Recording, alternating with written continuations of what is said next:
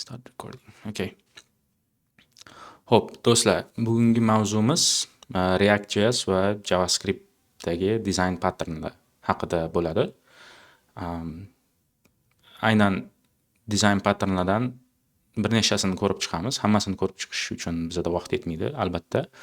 Va o'shaning uchun autentifikatsiya, React.js autentifikatsiya jonli darsimizda bo'lgan proyektimizni ozgina davom ettiramiz.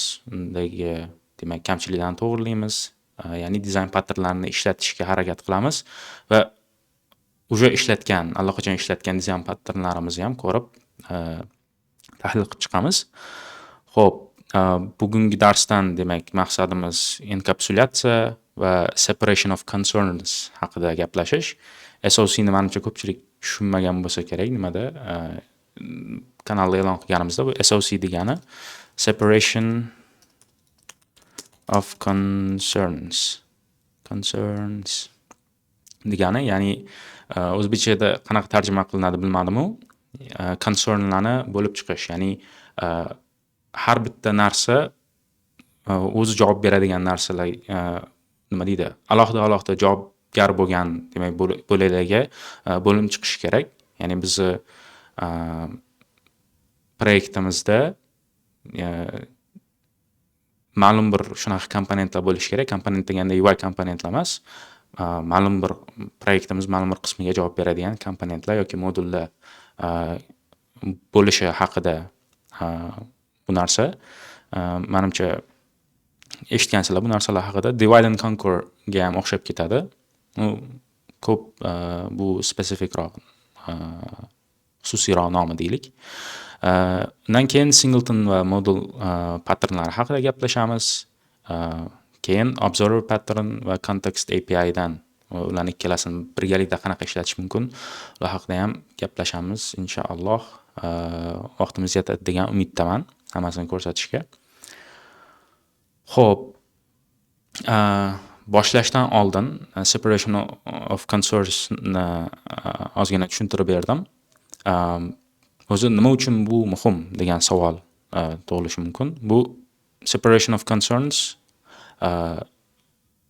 dastur qurishning eng asosiy fundamental prinsiplaridan bittasi.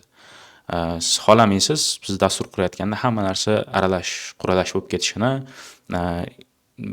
masalan, bitta komponentingiz 2-3 ta narsaga javob berishini xohlamaysiz. Nima deydi, duplikatlarni oldini olishga harakat qilasiz. Dry run, ya'ni don't repeat yourself, qayta bitta narsani implementatsiya qilish xohlamaysiz.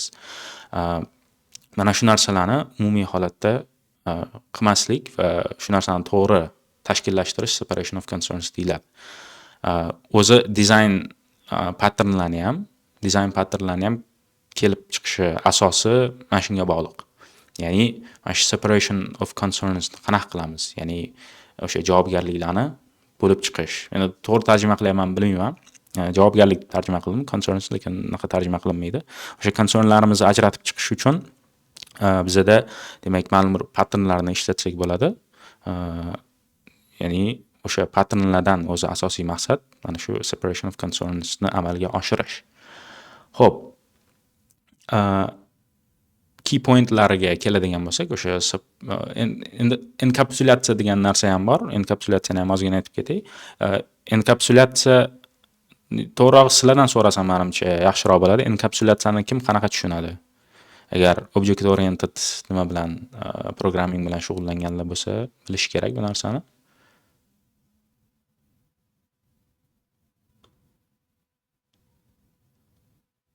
Hech kim?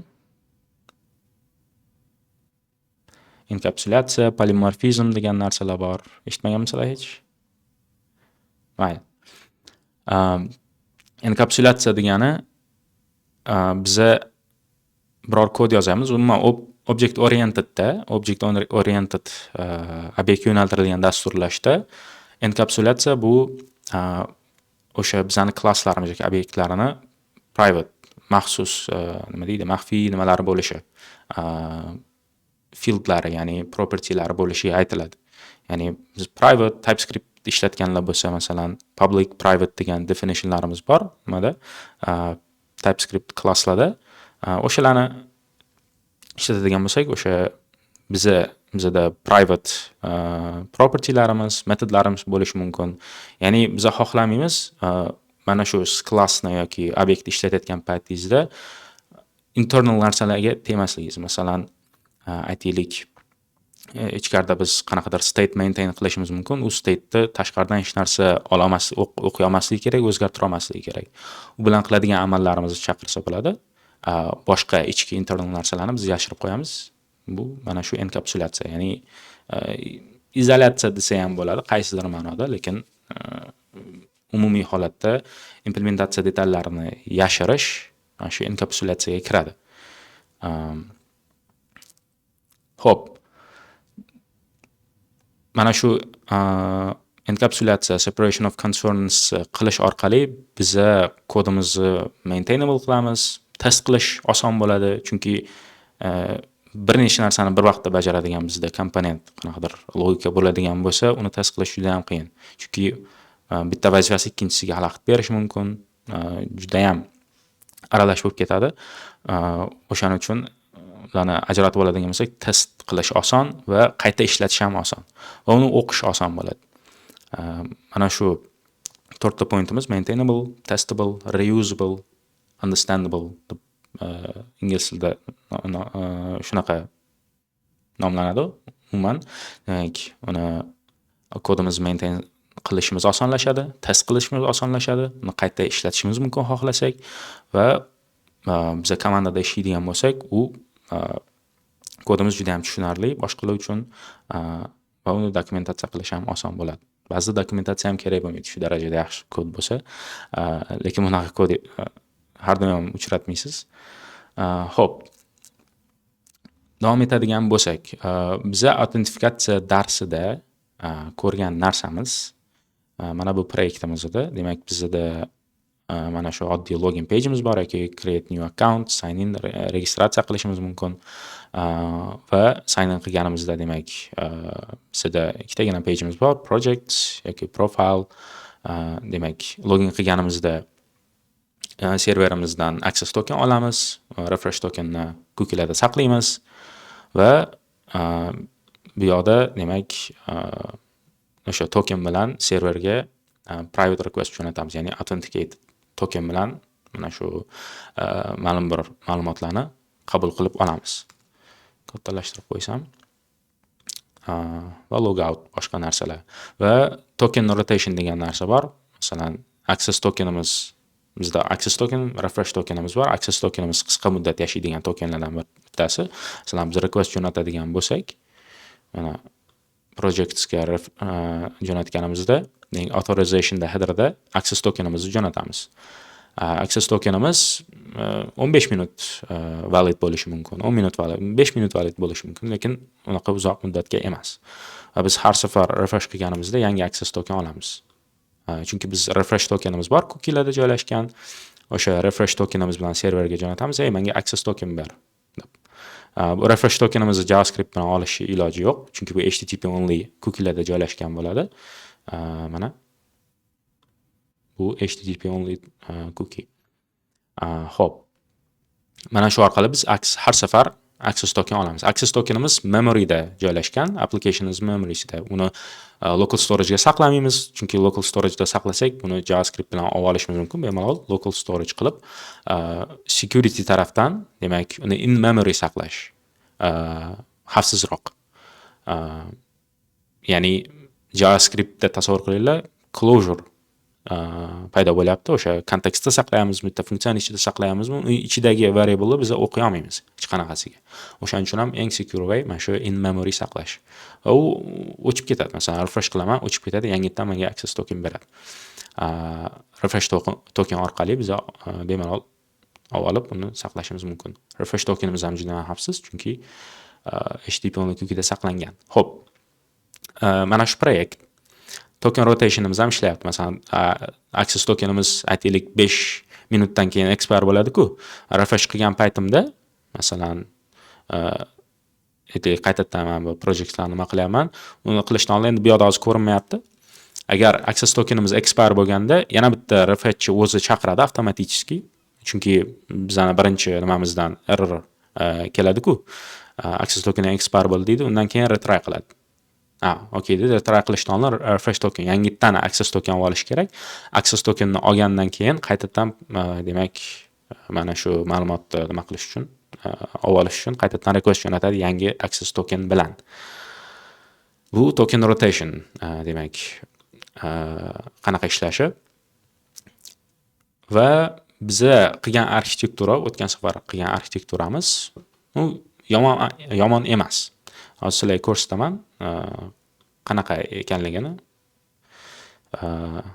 Qanaqa arxitektura qilganmiz. Umumiy holatda juda ham spesifik, bunaqa detallarigacha yozmaganman. Umumiy holatda bizda nima bor? Bizda out context bor, ya'ni bizda kontekstimiz bor. Up context deb qarasanglar ham bo'ladi. Mana butun boshli React nimamiz, dasturimiz. Va bu dasturimiz kontekstda access tokenimiz bor va access tokenimizni set qilishimiz mumkin. Va aytganimdek in memory saqlanadi. Bu narsa local storage saqlamaymiz. Va bu access tokenimiz butun komponentlar, ichkaridagi pejlar hammasi olish mumkin. Keyin bizda protected routes bor. Masalan, mana shu dashbordimiz protected route. Agar menda token bo'lmasa, men bularga kira olmayman. Masalan, hozir o'chirib tashlayman, mana refresh tokenni o'chirib tashlayman. Agar mana shu projectga kiraman desam, hozir refresh qilaman-ku. Otib yuboradi. Chunki access token olamadi birinchidan.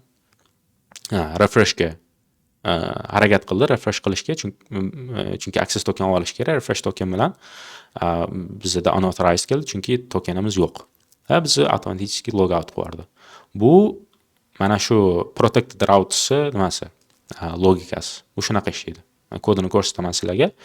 Demak, pagesga kiramiz, dashboardga kirsak, dashboardda mana protected routes degan komponentimiz bor. Bu nima qiladi? Demak, access tokenimizni tekshiradi. Agar access token bo'lmasa, demak, loading ko'rsatib tur. Demak, refresh token ol. Ya'ni use effectda nima qilyapmiz? Get access token. Agar access token bo'lmasa, access token olishga harakat qilamiz. Refresh token orqali, to'g'rimi? Refresh tokenga kirsak, demak, harakat qiladi request refresh token.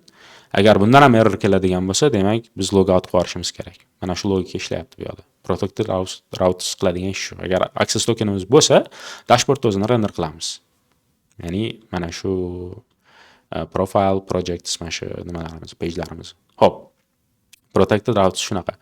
Va protected route dan tashqari, demak, public pagelarimiz bor. Public pagelarimiz bu mana shu create new account, login, to'g'rimi? Yoki mana forgot password nimalarimiz bor, pagelarimiz bor. Bular public.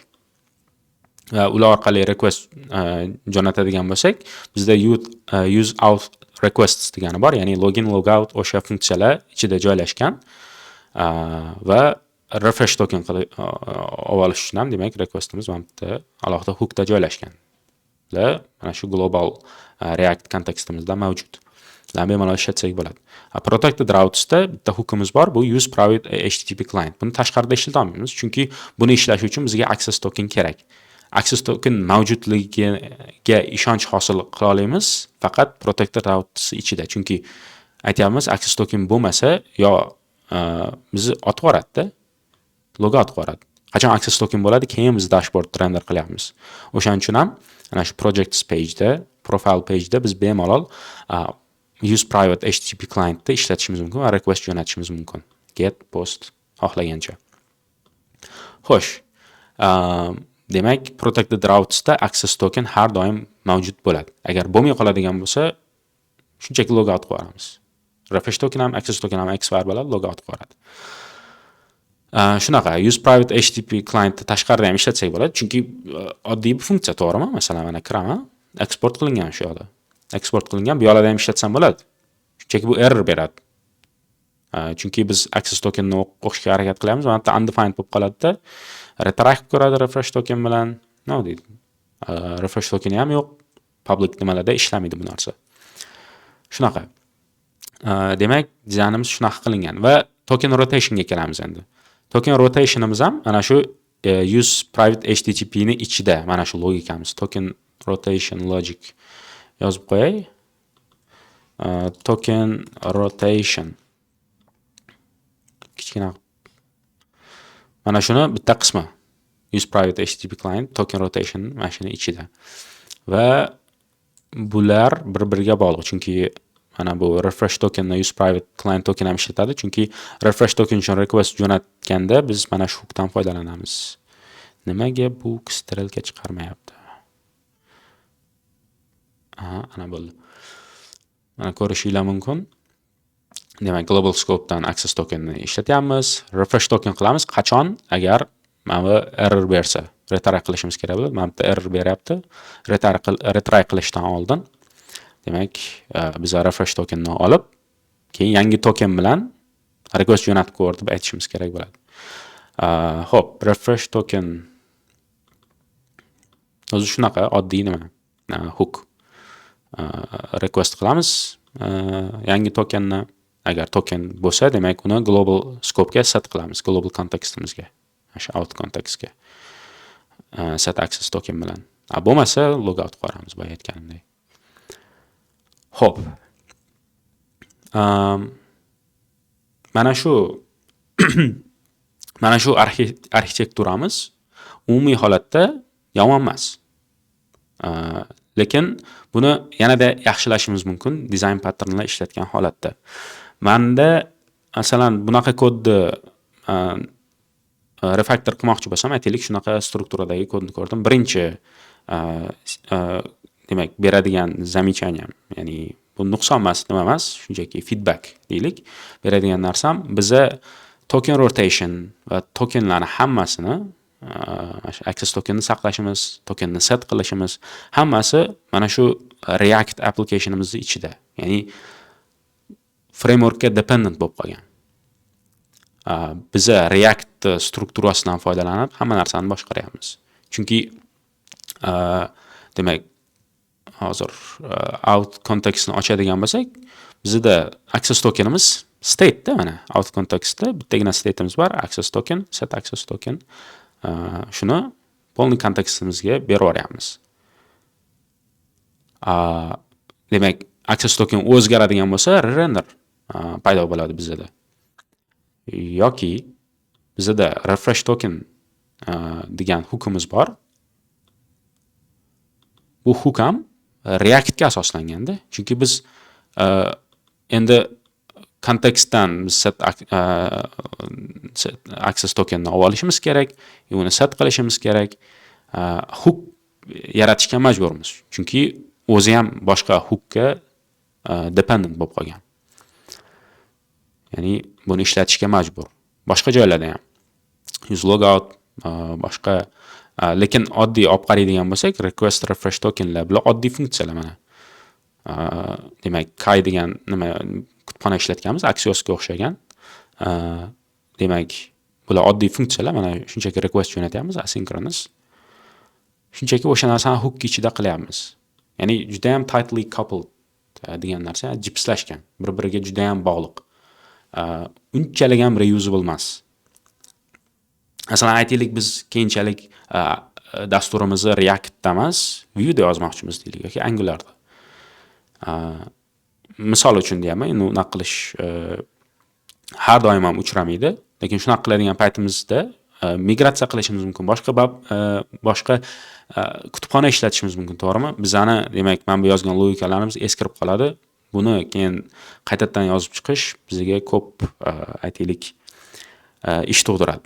Chunki bizani mana shu HTTP clientimiz logikasi, token rotation va token o'zini saqlash logikamiz mana shu React applicationga qo'shilib ketgan ikkalasi. Ya'ni biz Reactga tobe bo'lib qolganmiz. Mana shu dependency'miz bor. Mana shu narsani yo'qotishimiz uchun, xo'p,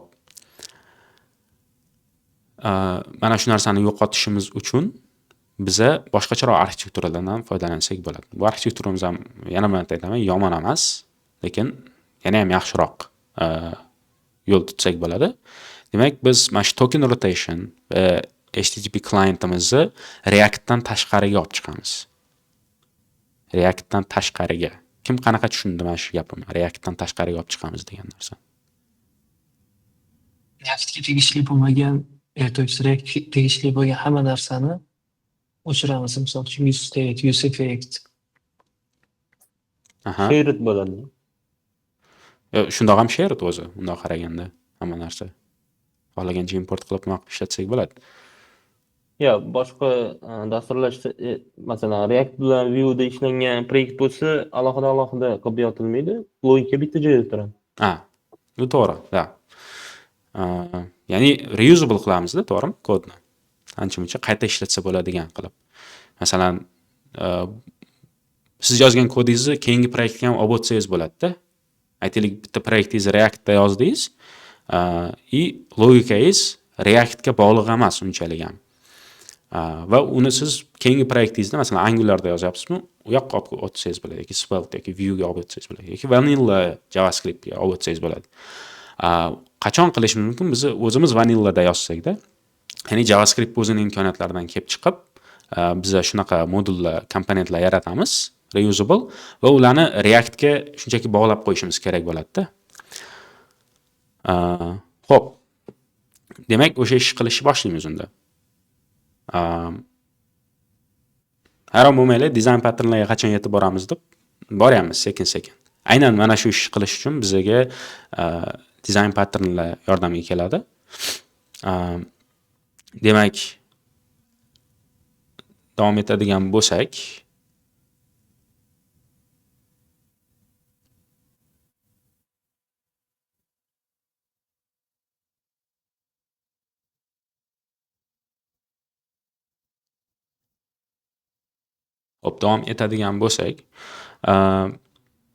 men aytgan narsa, demak bu yoqda ikkita narsamiz bor. Biza mana shu Reactga tobelikdan qutqarishimiz mumkin bo'lgan.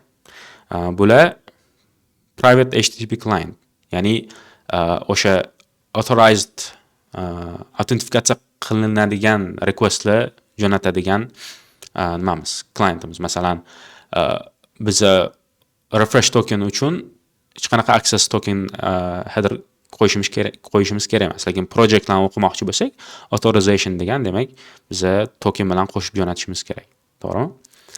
Mana shuni logikasini tashqariga olib chiqaylik deylik. Xo'p. Biz qayerdamiz hozir? Refresh token. Nope. Mana fayl o'zini bitta nima qilib chiqaylik, ko'rib chiqaylik. Xo'sh. Mana bizi private HTTP clientimiz. Bu nima qiladi? Access tokenni kontekstdan o'qiydi.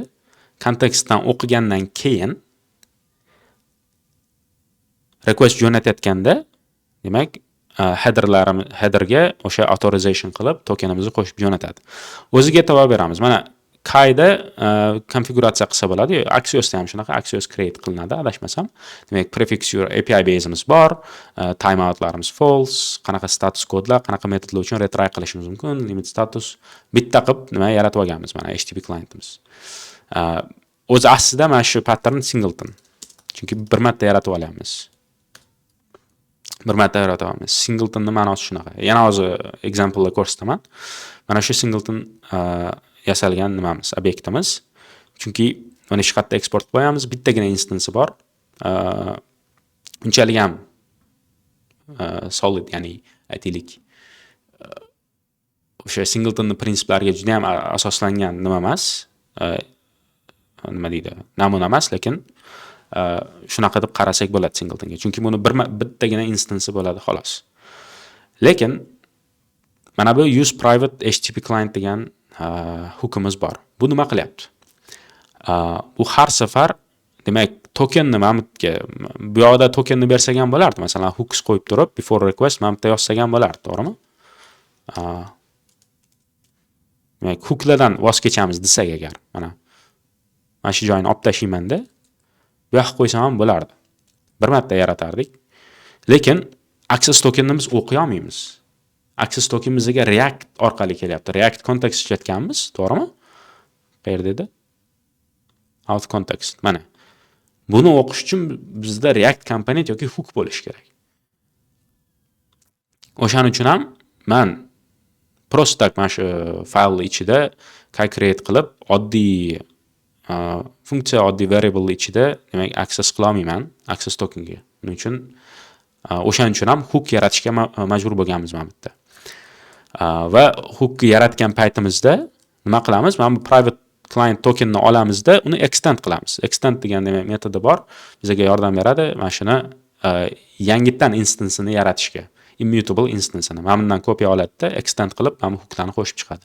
Va har safar qaranglar, buni yuzma qilib qo'yamiz, чтобы har safar yangi obyekt qaytaravermasligi uchun yuzma qilganmiz va uni dependencysi tobe nimasi state access token. Chunki access token har safar o'zgarganda bizni yangitdan private HTTP client yaratishimiz kerak va o'sha access tokenni keyin qo'shib jo'natish kerak. Chunki tasavvur qiling, access token expire bo'ldi, yangisini oldi va mana bu update bo'lmasa keyingi requestlarimizda bu access token qo'shilmaydi. Shuning uchun biz access tokenimiz har safar update bo'lgan paytda, mana buni o'zida update bo'lyapti o'zi. Mana refresh tokenni chaqirganimizda bu set access tokenni chaqiradi kontekstimizdagi va o'sha kontekstimiz demak state o'zgargani uchun qaytadan re-render qiladi va mana shu hookda demak access tokenimiz extendni ham tozalab yuboradi. Bu garbage collector bo'lib ketadi. Har safar yangitdan demak xuddi bu event listener qo'shib uni olib tashab state update bo'lganda user effect yozib ko'rganlar bor-ku, to'g'rimi? O'shanga o'xshaydi. Clean up functionimiz bor-da. Bu memory tarafdan ham unchalik efficient emas, to'g'risi. Va tushunarsiz. Logikasi follow qilish qiyin. Men hozir tushuntirib beraman, qanchalik tushundinglar yo'q bilmayman, to'g'risi. Lekin ishlaydi. Qaraganda, lekin buni debug qilish qiyinroq bo'lib qoladi. Chunki bu qanaqa ishlaydi? Tasavvur qiling, ham fail bo'ldi. Keyin yangidan access token olamiz. Keyin o'sha access token bilan mana shu HTTP client instance o'zi request jo'natadi. Даже mana bu refresh token update bo'lgan bo'lsa ham va mana bu request tugaydi. Undan keyin keladigan access tokenimiz keyingi requestlar uchun ishlashi kerak. Lekin mana bu yerda agar console log qilib qaraydigan bo'lsak, hozir uni simulyatsiya qilish ozgina qiyinchilik tug'diradi, lekin mana shu bizda closure bo'lgani uchun, JavaScriptda closure bo'lgani uchun mana bu yerda eski nima tokenimiz o'qilib qoladi ba'zi vaziyatlarda. Bu bug emas, shunchaki masalan debug qilishga qiynalasizlar bu narsani. Demoqchiman, gapni qisqasi. O'zingizlar xohlasanglar bemalol buni test ko'rishinglar mumkin. Masalan, access tokenni tez expire 5 sekundda expire bo'ladigan qilib, mana backendga qarasanglar, mana configda access expiry token 5 minutes. Shuni 5 sekundga tushirib qo'ysanglar, test ko'rsanglar bo'ladi. Hozir bizda unchalik vaqt ko'p emas. Xo'p, mana shu narsani gapni qisqasi efficientroq qilishimiz kerak. Biz hook ishlatish xohlamaymiz. Oddiy mana shu variable o'zini ishlataylik. Oddiy bizda singleton bo'lsin, to'g'rimi? Create qilaylik, private HTTP clientni ishlataylik. Hech qanaqa access tokenlarga, nimalarga tobe bo'lmasin. Lekin boya aytganimdek, access tokenimiz bizga state orqali kelyapti, to'g'rimi? Demak, biz state ni ham alohida chiqarishimiz kerak bo'lyapti. State ham mana shu access tokenni ishlatayotganimizda, mana kontekstimiz, access tokenimiz bu ham Reactga tobe bo'lmasligi kerak.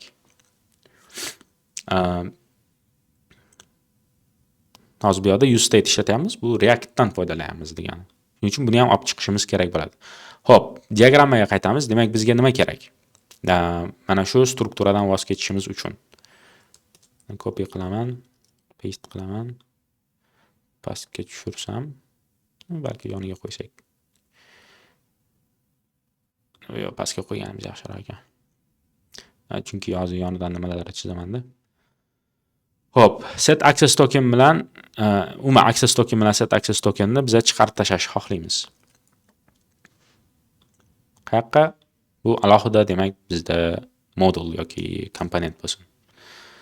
Buni token store deb nomlaymiz. Token store. Mana qo'yaylik. Demak, token storeimiz bor. Token storeimiz buni endi React bundan o'qisin, to'g'rimi? Biz Reactga bog'lagandan ko'ra, demak, token storeimiz qanaqa update bo'lsa, tokenimiz update bo'ladimi, uni set qilish kerak bo'ladimi, o'sha hamma API larini demak Reactga beradi. Uni ulash hammasini ko'rsatib beraman. Keyin bizda HTTP klientimiz bor. HTTP klientimizni ham olib chiqamiz.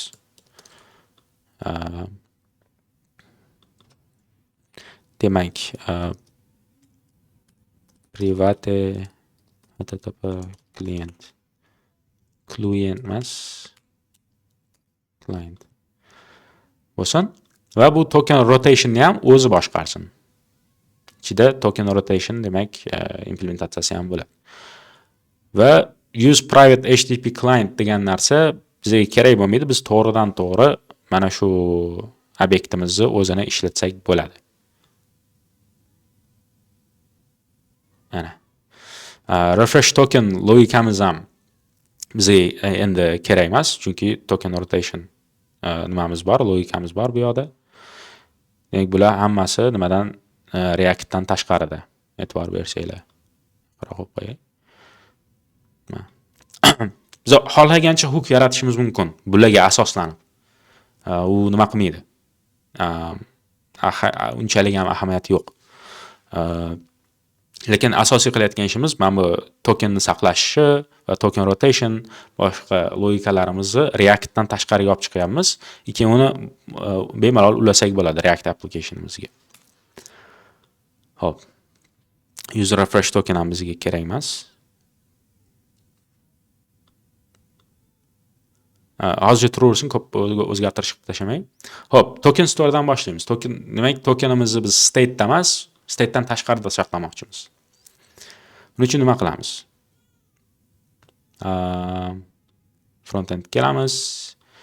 API. API da bo'la qolsin. Demak, new file token store. .ts. Mana shu token store'imiz bitta bo'lishi kerak, to'g'rimi? Ya'ni single source of truth. Ya'ni bitta applicationimizda bitta token store bo'ladi, bitta token, o'sha access tokenni ishlatishimiz kerak bo'ladi, to'g'rimi? Mana shu singletonning qoidasi. Bizda bitta struktura bor. Biz o'shani bittagina yagona nusxasi bo'lishini xohlaymiz. Va o'shani qilish uchun biz singleton patterndan foydalanishimiz kerak bo'ladi. Class ko'rinishida ko'rsatib beray sizlarga. Masalan, token store. To'g'rimi? Token store qilamiz. Yangisini yaratishimiz kerak bo'ladi. Bizda set token local storage ishlatmaymiz. Tokenning ichida, demak, bizda private token, demak, mana shunaqamiz bo'ladi va set token qilishimiz mumkin. Copilot har safar o'chirib qo'yish esdan chiqib yuradi. Copilot inline qatdan o'chirardi. Disable completions mana. Hop, mana set token qildik. Demak, buning ichida tokenimiz teng bo'ladi. O'sha this tokenimiz teng bo'ladi yangi tokenimizga. Va bizda get token kerak bo'ladi, to'g'rimi?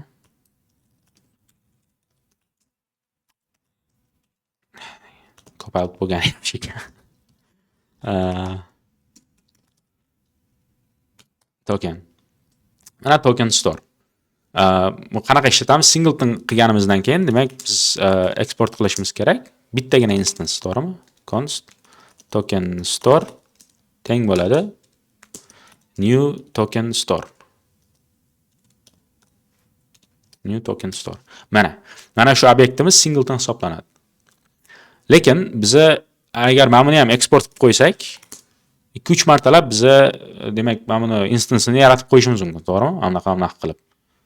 Biz bu narsani xohlamaymiz, oldini olish xohlaymiz. Shuning uchun birinchi qiladigan ishimiz mana bu bizning definitionimiz bor-ku, mana shu class obyektni, demak, qanaqaligini belgilab beradigan klassimizni, demak, eksport qilmasligimiz kerak. Birinchi qiladigan ishimiz. Demak, bu mana shu modulda enkapsulatsiya qilingan. Mana bu terminlarimizni ishlatishni boshladik. Demak, mana shu klassimiz mana shu modul ichida enkapsulatsiya qilingan, buni tashqarida hech kim ishlata olmaydi. Faqat mana shu instansimizni, bitta instansimiz token store'imizni ishlatishimiz mumkin. Lekin yana bitta muammo bor.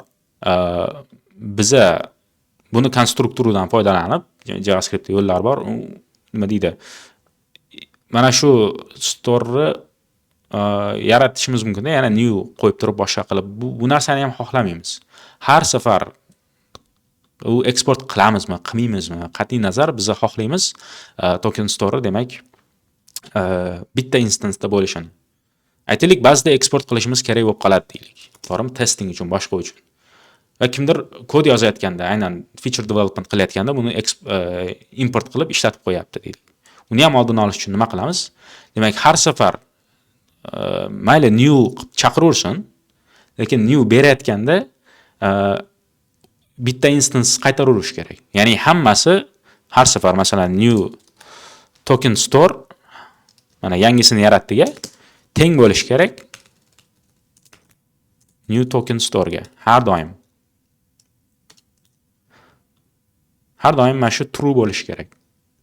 Buni qanaqa qilamiz? Yoki error throw qilish kerak. Ikkinchi marta new chaqirayotgan paytda ikki xil yo'li bor. Yo har safar new qilganda bitta singleton, o'sha single yagona deganda bitta obyekt qaytaraveramiz yoki qaytadan demak new chaqirganda uni allow qilmaymiz umuman ikkinchi newni. Error throw qilgan yaxshiroq o'zi, lekin biz konstruktordan foydalanamiz. Konstruktor nima qilamiz? Har safar new qilganda yangisini bizga qaytarib berish kerak. Demak, bizda demak instance'imiz bo'ladi buning uchun. Private static instance. Private static instance. Instance qilamiz. Instance'imiz bu token store yoki null, to'g'rimi? Boshida. Static nimalarimiz, filtrlarimiz nimaligini hammamiz bilsak kerak-a? Bir aks qildiringlar. Static. Aha. Ancha bilmaydiganlar bormi deb so'rasam to'g'riroq bo'lardi. Ko'pchilik bilsa kerak. Xo'p. Demak, boshida null bo'ladi instance'imiz. Demak, bizda tokenimiz bor. Instance'imiz, ya'ni token store o'zida demak instance degan biz nimamiz saqlashimiz kerak. Endi konstruktorda tekshiramiz. Instance'imiz bormi? Instance token store.instance. To'g'ri? Tekshiramiz. Agar instance'imiz bo'lmasa, instance'imiz yo'q bo'ladigan bo'lsa, вообще-то nima qilishimiz kerak? Token store instance birinchi marta instantiate qilayotganda token store instance this bo'lish kerak. Ya'ni konstruktorni chaqiramiz, demak instance'imiz mana shu bo'ladi, this bo'ladi deyapmiz. Keyingi safar agar new chaqiradigan bo'lsa kimdir, yana konstruktor chaqiriladi-ku, to'g'rimi? Instance'ni biz set qilib bo'lganmiz. Tekshiradi, instance bor deydi. O'shaning uchun unaqa vaziyatda nima qilamiz? Biz birinchi variant hech narsa qilmasligimiz mumkin. Yoki konstruktor o'zida demak error throw qilishimiz kerak. New error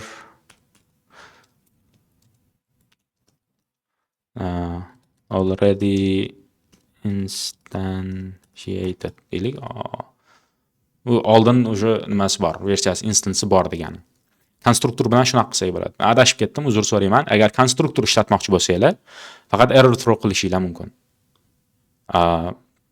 Masalan, mana shu narsani hozir ishlatib ko'radigan bo'lsak, oddiyroq bitta nima ko'rsatay sizlarga. Masalan, aytaylik klassimiz bor, to'g'rimi? A degan klassimiz bor. Konstruktorida demak static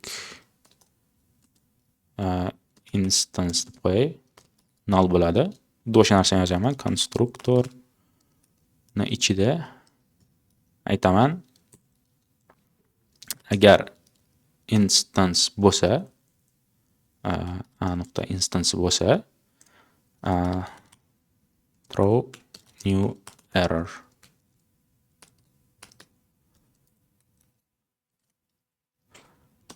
Exist. Shu joyda return his qilsa o'zini qaytaraveradimi?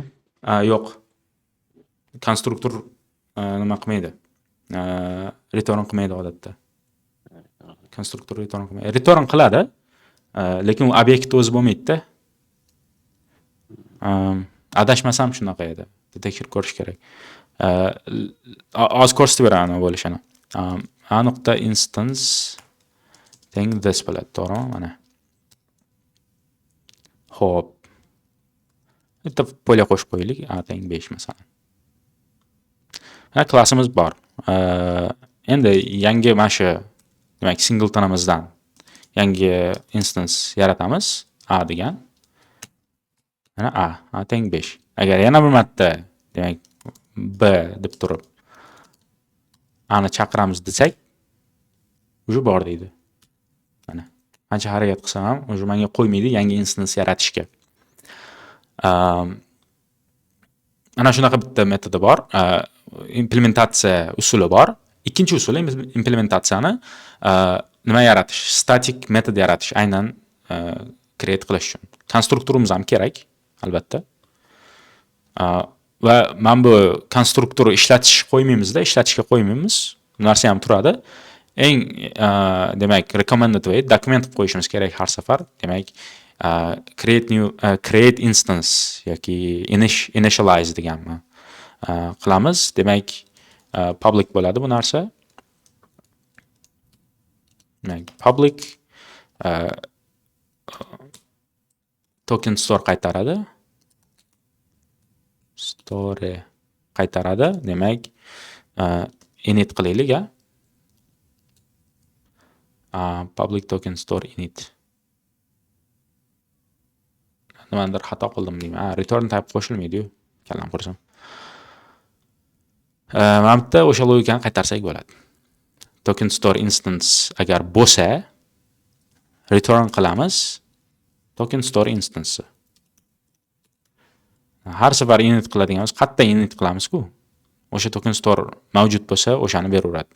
Agar bo'lmasa, yangisini chaqiramiz. Token store. Mana. Singleton mana shunaqa implementatsiya qilinadi. Buni implementatsiya usullari ko'p. Mana patterns dev degan website bor. Men sizlarga hozir ko'rsataman.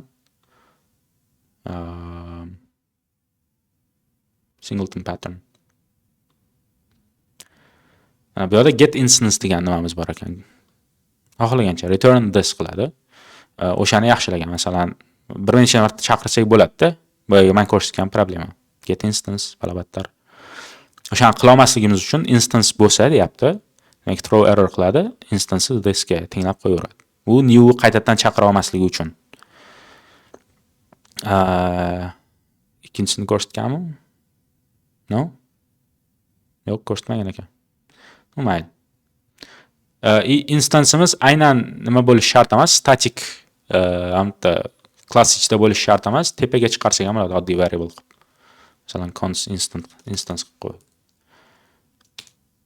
Hamda token storelarni olib tashlasak bo'ladi ekan. Buni ham ishlayveradi.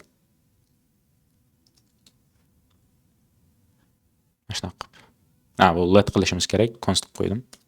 O'zgarishi mumkin. Mana bu ham ishlayveradi. Bu ham singleton. Xo'p, mana bizda token store'imiz bor endi. Bir soat gaplashib qo'ydingmi, salkam? Bitta singleton ustida. Xo'sh. Demak, token store'imizni mana shunaqa yaratsak bo'lar ekan.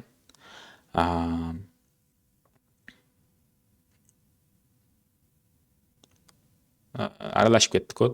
Bundan ham osonroq qilib yaratsak bo'ladi. Ya'ni bizda class ishlatgandan ko'ra oddiy object literal ishlatsak ham bo'ladi singleton yasash uchun. Illa uni ham ko'rsatib beraman. Masalan, oddiy mana shu const token turibdi-yu, bizga instance ham kerak emas endi. Token store qilamiz. Demak, bizda nima bo'lishi kerak? Get token, set token bo'lishi kerak-da. Demak, access token degan variable'imiz bo'ladi, u null bo'ladi. Private field deb qarasanglar bo'ladi boyagi klassimiz.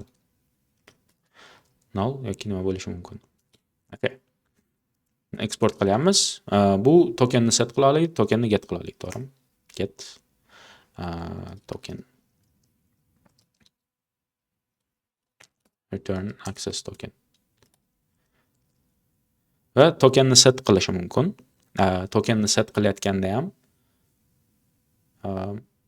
hozir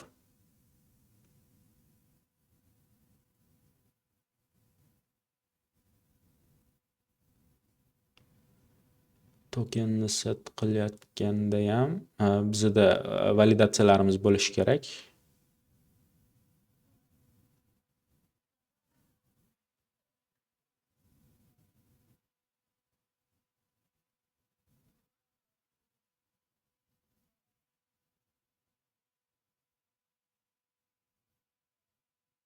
Bitta narsada xato qilib qo'ydim. Uzr so'rayman. Hozir nima notlarimga qarayapman.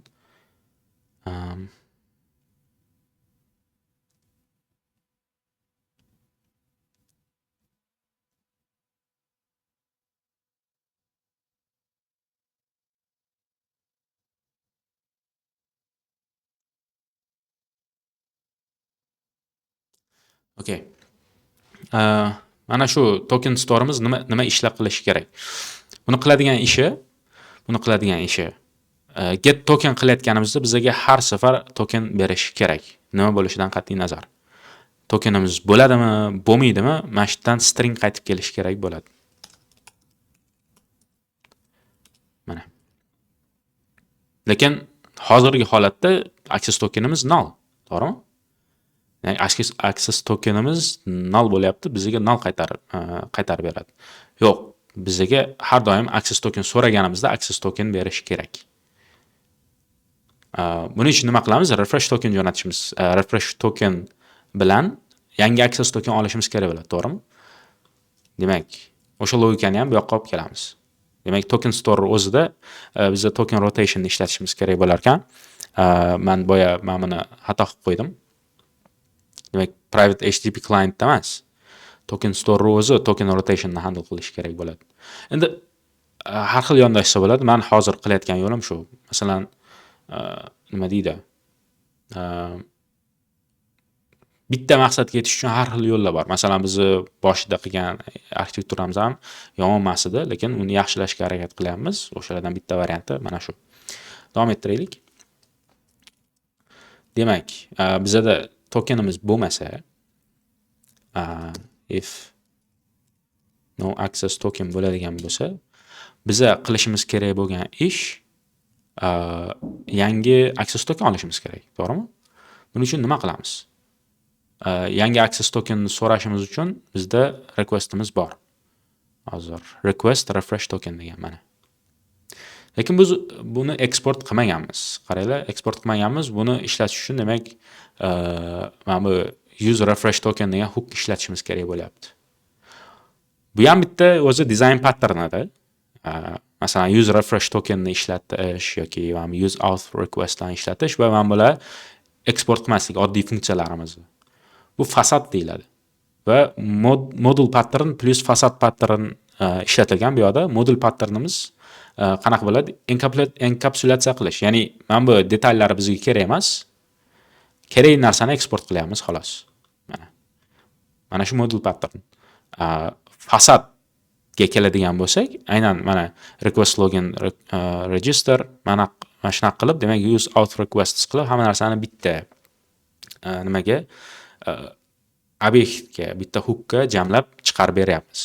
Har bittasi uchun alohida hook qilsam ham bo'lardi. Yo'q, hammasini demak jamlab bittada chiqarib beryapmiz. Endi fasad patterniga aynan o'zi masu shunga yaqinroq fasad patternimiz. To'g'risi o'zim ham bu nomlarni yaqinda o'rgandim, shuning uchun aybga buyurmaysizlar. Ko'p narsani oldindan ishlatib kelganmiz, lekin nomini bilmagan ekanman. Shuning uchun nomlarni qarab chiqib, nima qanaqa deyiladi.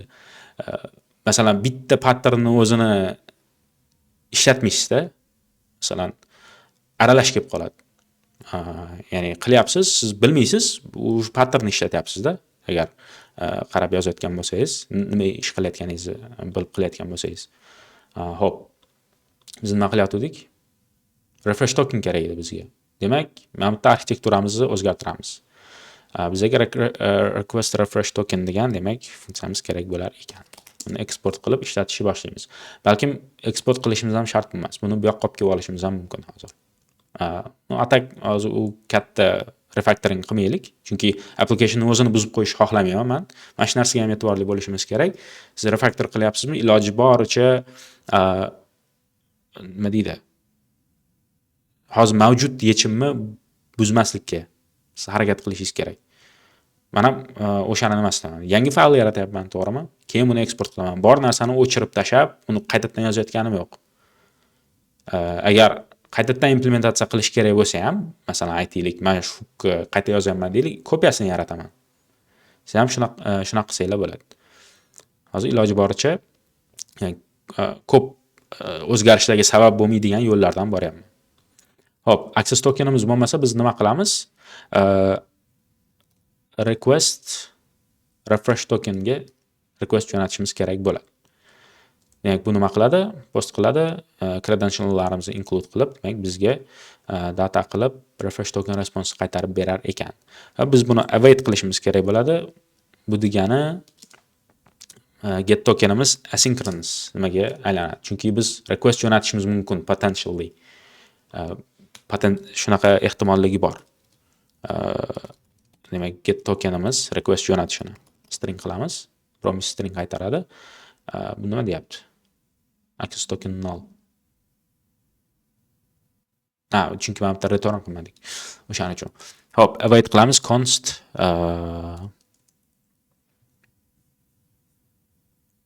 bir daqiqa.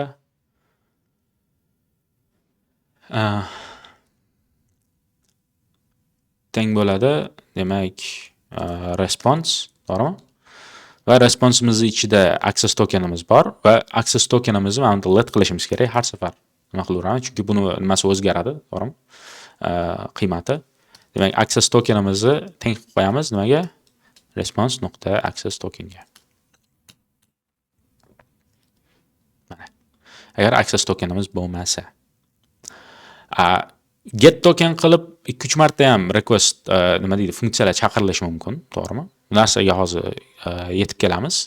Xullas, bizda token store'imiz bor, uni bitta demak metodi bor ekan, get token degan. Bizga tokenni ber. Boshqa ish qilmaydi. Boshqa narsa qiziq emas bizga. Mana shu ish qilish bilan shug'ullanish kerak. Va tokenimiz bo'lsa, uni qaytarib beradi. Agar bo'lmasa, yangi request refresh token qilib, yangi token berish kerak bo'ladi bizga. Undan keyin, demak, access token tenglaydi, keyin shunchaki return qilamiz. Bo'ldi. Xo'p. HTTP clientga kelamiz. Endi mana bu yerda biz bundan voz kechsak bo'ladi. Use private HTTP client, to'g'rimi? Balkim to'g'ri emasdir, bilmayman, hozir ko'ramiz. Hooksga kelamiz. Hooklarni mamtga chiqarmoqchi edik, chunki biz har safar xohlamaymiz yangi instance yaratishni. Hook chaqirgan paytimizda access token o'zgargan paytda, to'g'rimi? Mana shu narsadan voz kechmoqchimiz. Shuning uchun hooklarimizda nima qilamiz? Demak, before request qilayotgan paytimizda access tokenni olishimiz kerak bo'ladi. Nima orqali? Token store orqali. Demak, token store, demak, token store bemalol import qilsak bo'ladi. Bu singleton. Get token. Lekin bizga promise qaytarib beradi, shuncha await qilib qo'ysak, mana string holatiga keladi. Demak, authorization headerimiz bo'lmasa, demak, headerimizni mana shunaqa qo'yishimiz kerak bo'ladi. Token rotationni endi o'zi handle qiladi. Biz retry qilib o'tirishimiz shart bo'lmay qolishi mumkin desak xato bo'ladi, chunki get token qilayotganida bizda token bo'ladi. Aytaylik, tokenimiz eskirib qoldi-yu. Yangi token olishimiz kerak. Mana bu yerda endi nima qilamiz? Hozir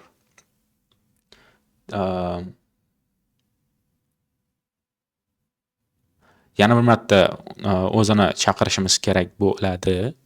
Mana bu yerda new access token.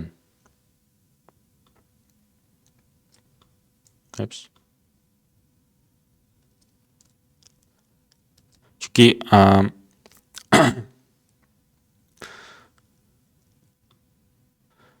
chunki token store o'zi tokenni expire bo'lmaganligini bilmaydi. Uni biladigan qilishimiz ham mumkin. U keyingi nima deydi? Qadamimiz bo'ladi. Xudo xolasa, hozircha demak agar bundan error keladigan bo'lsa, before request qilishdan oldin demak token storedan tokenni olamiz.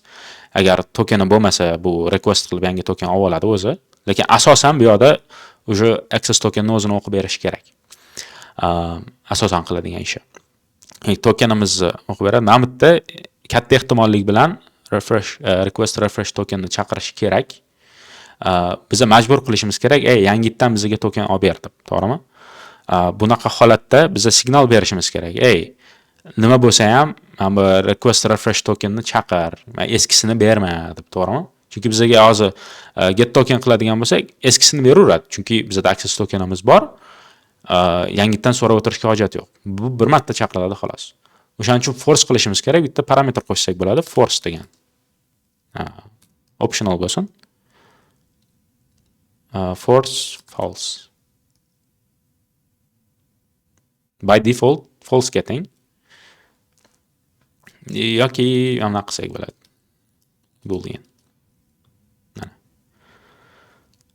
Agar force qilish kerak bo'lsa,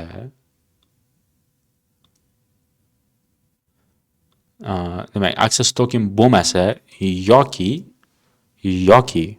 force qilish kerak bo'lsa, refresh tokenga request jo'natishimiz kerak deyapmiz. Mana bu yerda ham get token qilayotganimizda force deyishimiz kerak. Menga eskisini berma, yangisini olishing kerak. Shuning uchun ham ish qil deymiz. Bo'ldi. Hop. Bu true bo'ladimi? Nega false deb yozdim? Get token true. Da. Get token true qilamiz, yangi tokenni beradi va keyingi safar request jo'natayotganimizda o'sha token yangilangan, get token qilayotganimizda bizga yangisini beradi uni. Bo'ldi. Xo'p. Demak, shu narsalar bizda sodir bo'layotgan ekan. Yana bitta yaxshilashimiz mumkin bo'lgan joyi o'sha tokenni o'zimiz mana bitta parse qilishimiz mumkin, qachon expire bo'ldimi, yo'qmi degan ma'noda. Lekin bu juda ham too much bo'lib ketadi. Anaqa base 64 nimalarni parse qilish kerak, boshqa, masalan, mana bu token bor-ku, uni parse qilish mumkin-da. Masalan, DVT decodermidi? Da. Shu DVT decoderda bemalol dekod qilsa bo'ladi. Mana expiration'i yozilganda, mana shu date'ga biz check qilsak bo'ladi-da bu narsani. Lekin bu narsani xohlamaymiz, buning uchun alohida library qilish kerak, complexity'sini oshirib yuboradi ozgina. O'shaning uchun mana bu token rotation'ni nimasini, logikasini bir qismini HTTP client o'ziga ham berdik-da. Chunki 2 marta retry qiladi-ku bu. 2 marta retry qildi deyapmiz. O'sha ikkinchi marta retry qilayotgan paytda, qayta jo'natayotgan paytda shunchaki token store'ga aytamiz, yangisini olib ber deb signal jo'natyapmiz xolos. Bitta parametr bilan true berib qo'yamiz yoki buni obyekt qilib hamda dizayn qilsanglar ham bo'ladi. Endi more readable bo'ladi, masalan force qilib hamnaqa jo'natsak. To'g'rimi? Tushunarliroq bo'ladi nima qilayotgani.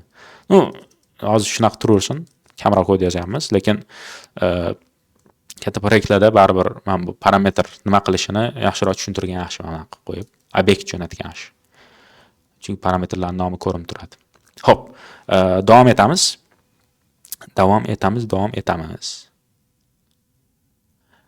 Demak, request refresh tokenimiz use private client. Biz endi mana buni to'g'ridan to'g'ri ishlatsak bo'ladi. Bu ham singleton e'tibor bersanglar. Export qilamiz. Private HTTP client.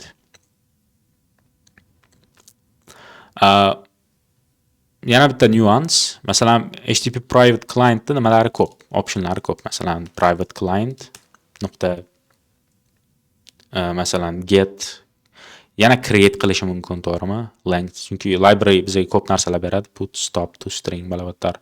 Biz xohlamaymiz mana shu ishlarni qilishini, to'g'rimi? Biz xohlaymiz mana shu private clientdan faqat get, post, patch, put o'sha metodlarni faqat o'shalarni ishlatishi. Buning uchun biz demak private clientda o'zini eksport qilmaymizda fasad yaratishimiz kerak bo'ladi. Demak fasadimizda masalan shunchaki HTTP client deb turaveray hozir. To'liq implementatsiya qilib berish xohlamayapman. O'shaning uchun. Bu nima qiladi?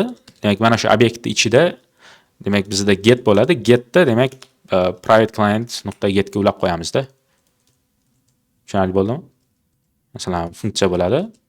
Qanaqa parametrlari bo'ladi, o'sha parametrlarni bu yoqqa jo'natib yuborishimiz kerak bo'ladi. Post bo'ladigan bo'lsa, postlarnikini nimalarini jo'natamiz. Buni ham qanaqa argumentlar jo'natishimiz mumkin? Authorization headerlarni set qila olamizmi, yo'qmi? Ularni ham limitatsiya qilsak bo'ladi-da. Ularni ham limitatsiya qilsak bo'ladi. Chunki biz hozir private clientni o'zini ishlataman desam, hozir request jo'nataman desam, aytaylik mana get request jo'natyapman. Men xohlagancha aytaylik headerlarni qo'yishim mumkin-da. Header siqib turib, men tokenni ham o'zgartirishim mumkin. Authorization balabattar xullas. Anta qilayotgan ishimni. Bu narsani xohlamayman, chunki bu ham separation of concerns-da. Bu ham enkapsulatsiya, boshqa iloji boricha mana shu private clientdan foydalanayotgan odam faqat get request, o'sha requestlarni jo'natish uchun ishlatsin, boshqa modifikatsiya qilmasin. Modifikatsiya qilish, mana bu headerlarni boshqarish, tokenlarni qo'shishi mana shu yerda mana bu ichkarida yozilgan logika qilsin, tashqarida hech narsa o'zgartira olmasin. Nima customizatsiya bo'lsa mana shu yerda yozilishi kerak. Tashqaridan modifikatsiyalar bo'lmasligi kerak, chunki bu utility, o'sha utility ishlatish kerak. Komponentlar, boshqa nimalar. Buni nima ishlatsa. Shu narsaga e'tiborli bo'linglar. O'shaning uchun mana bunaqa fasad patternni yaratish nima bo'ladi? Foydali bo'ladi. Komment qilib qo'yaman mana shu yerda.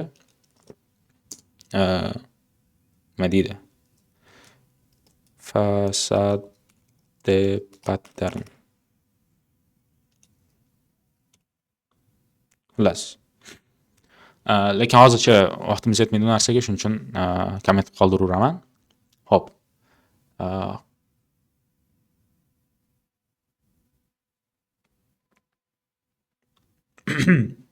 Davom etamiz. Hop, implement qilishga qildik. Endi buni ishlatishimiz kerak, to'g'rimi? Mana qaysi ishni tugatdik biz hozir?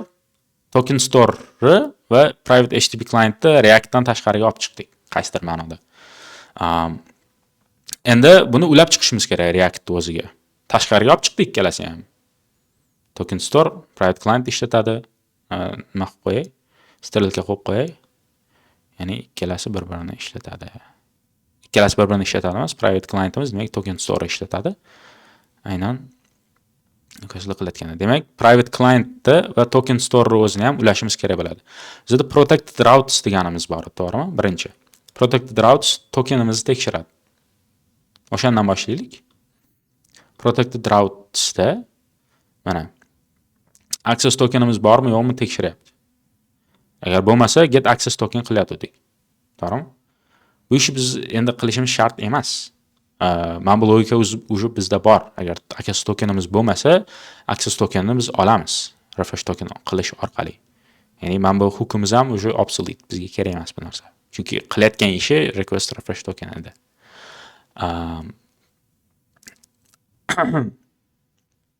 Lekin bizda logout degan nimamiz ham bor, logikamiz ham bor. Buni ichida endi naviga ishlatganimiz uchun, router ishlatganimiz uchun buni polni yo'qqa chiqarib ola olmaymiz. Yo'qqa chiqarib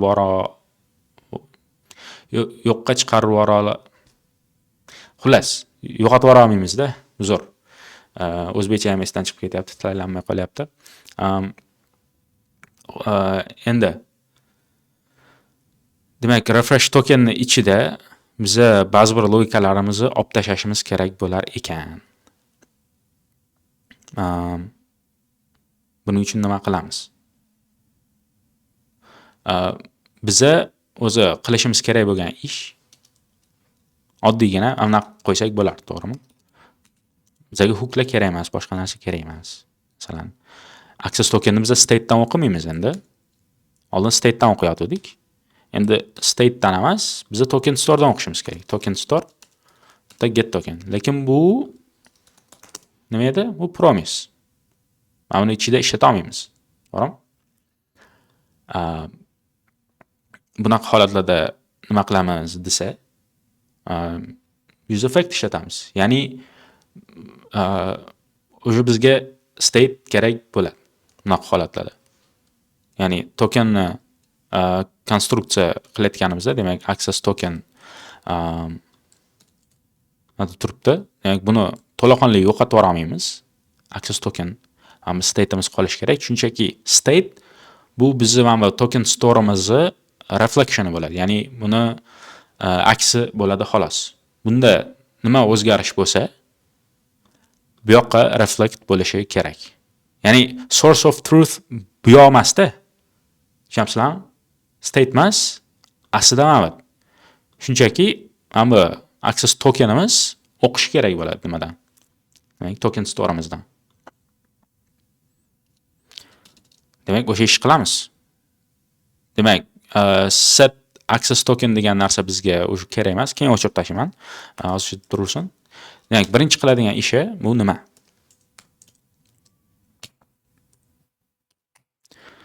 Birinchi qiladigan ishi demak, token store .get token, to'g'rimi? Then agar tokenimiz bo'lsa, then bizga token keladi. Buni set access token qilamiz. Va tokenni chaqirib qo'yamiz. Bo'ldi. Token store get qiladi. Boshda initialize bo'lganda get token qiladi. Agar yangi token olish kerak bo'lsa, demak, refresh tokenga request jo'natadi. Yoki bo'lmasa tokenimizni o'zini jo'natadi. Demak, tokenimizni olib set qilamiz, o'sha state ga joylashib qoldi. Ana. Shunaqa, set access tokenni biz expose qilishimiz shart emas. Access tokenni o'zini o'qish bizga yetarli. Access tokenni o'zini o'qish yetarli. O'chirib tashlayman. Demak, use set access tokenni ham o'chirib tashlashimiz mumkin bemalol. Outga kelaman. Mana bu yerda use set access token ishlatganmiz. Bu narsa bizga kerak emas. Use refresh tokenda bu narsani ishlatgan ekanmiz. Bu narsa ham bizga kerak emas. Set access token ishlatyapti. Bu narsa vobshe bizga kerak emas endi. Bu qayerda ishlatganmiz refresh tokenni? HTTP clientda ishlatganmiz. U ham mana buni ishlatish uchun. Bu narsani o'zi ishlatmaymiz dedik. Comment it out or delete altogether. Hop. Mana buni export qo'yishimiz kerak. Buni ishlatamiz chunki HTTP client. Boya hook o'rniga o'chirib tashladim-ku. Buni o'zini ishlatamiz to'g'ridan-to'g'ri obyektni o'zini. Keyin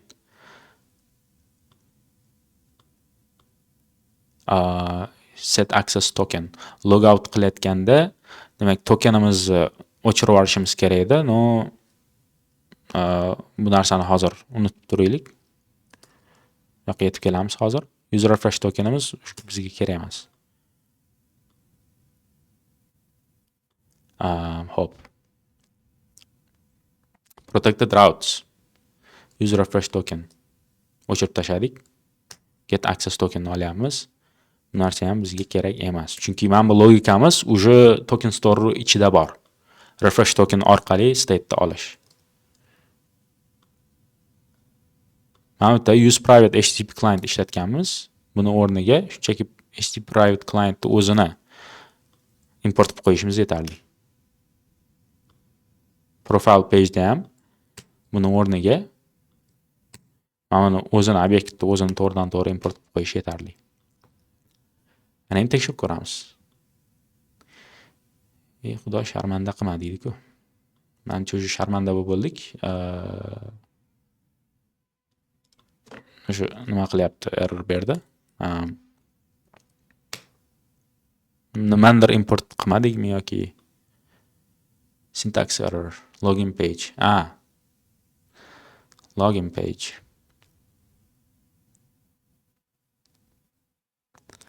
Where is it? Where is it?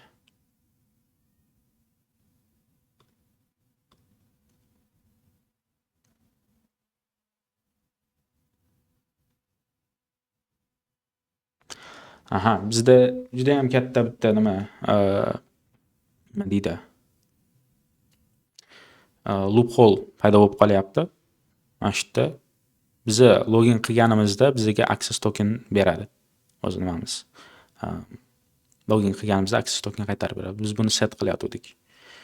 Uni o'rniga qaytadan yangitdan access token so'rasak bo'ladi. Chunki bizda login qilganimizda bir neydi? Refresh tokenimiz cookie'ga set bo'lgan bo'ladi. Shuning uchun qaytadan biz access token so'rasak, bizga muammo tug'dirmaydi bu narsa. Shuning uchun buni olib tashlaymiz, buni olib tashlaymiz. Ana endi tekshirsak, yana qanaqa error bo'ldi? Register page. Boshqa pagelarimiz ham bor edi bizda. Listdan chiqibdi.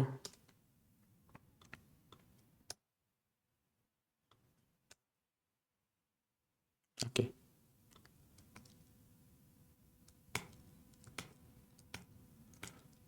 Bo'ldi, ishlayapti. Logout qilaman. Login qilaman.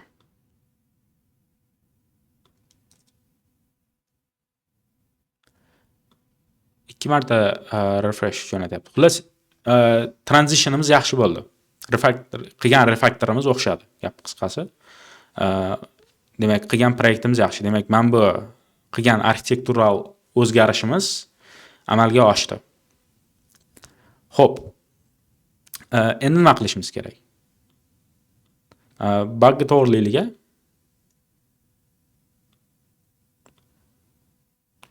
bug'ni to'g'riligi 2 marta refresh jo'natyapmiz.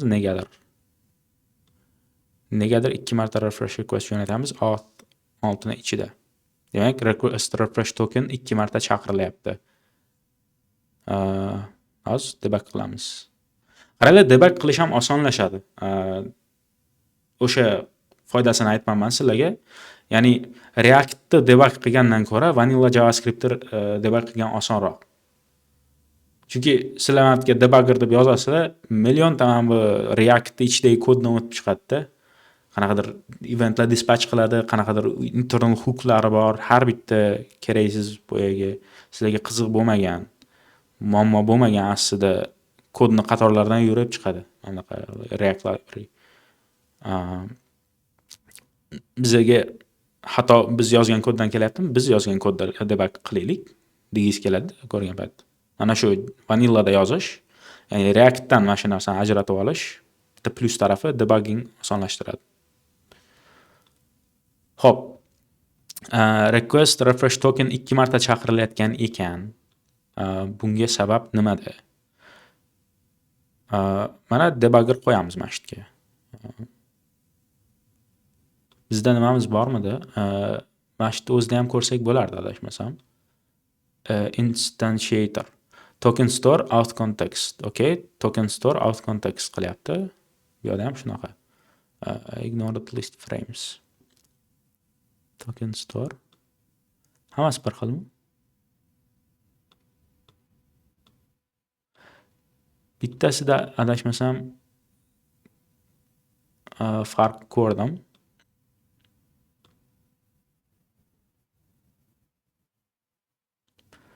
Aha.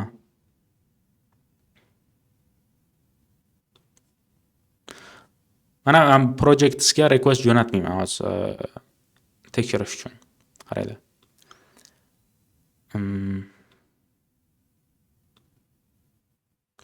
Projectsga nima jo'natmayman?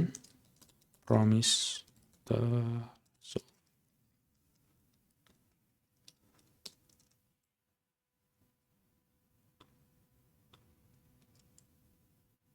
shunda ham ikkita jo'natyapmiz, qiziq. Nega? Kimdadir ideya bormi? Nimaga ikkita refresh request ketib qoladi? Out context dependency access token berib qo'ygan bo'lsa, o'zgarganda yana bir marta jo'nataveradi. Qayerda? Out context Aha. Yo'la dependency yo'q lekin. yo'q ekan. Bo'ldi. Bo'ldi, tushundim. Mana bu 2 marta chaqiradi-yu. UseEffect 2 marta ishlaydi. Nima developmentda, React'da. O'tgan safar ham mana shunday error bo'lgan. Mana hamga yozaman. Log deyman, masalan, hi desam 2 marta hi degan nima keldi bizga? 2 marta request chaqirilib ketyapti. Shuning uchun mana bu funksiyamiz bor edi, hookimiz bor edi, custom. Use O effect once degan. Bir marta chaqirsin, to'g'rimi?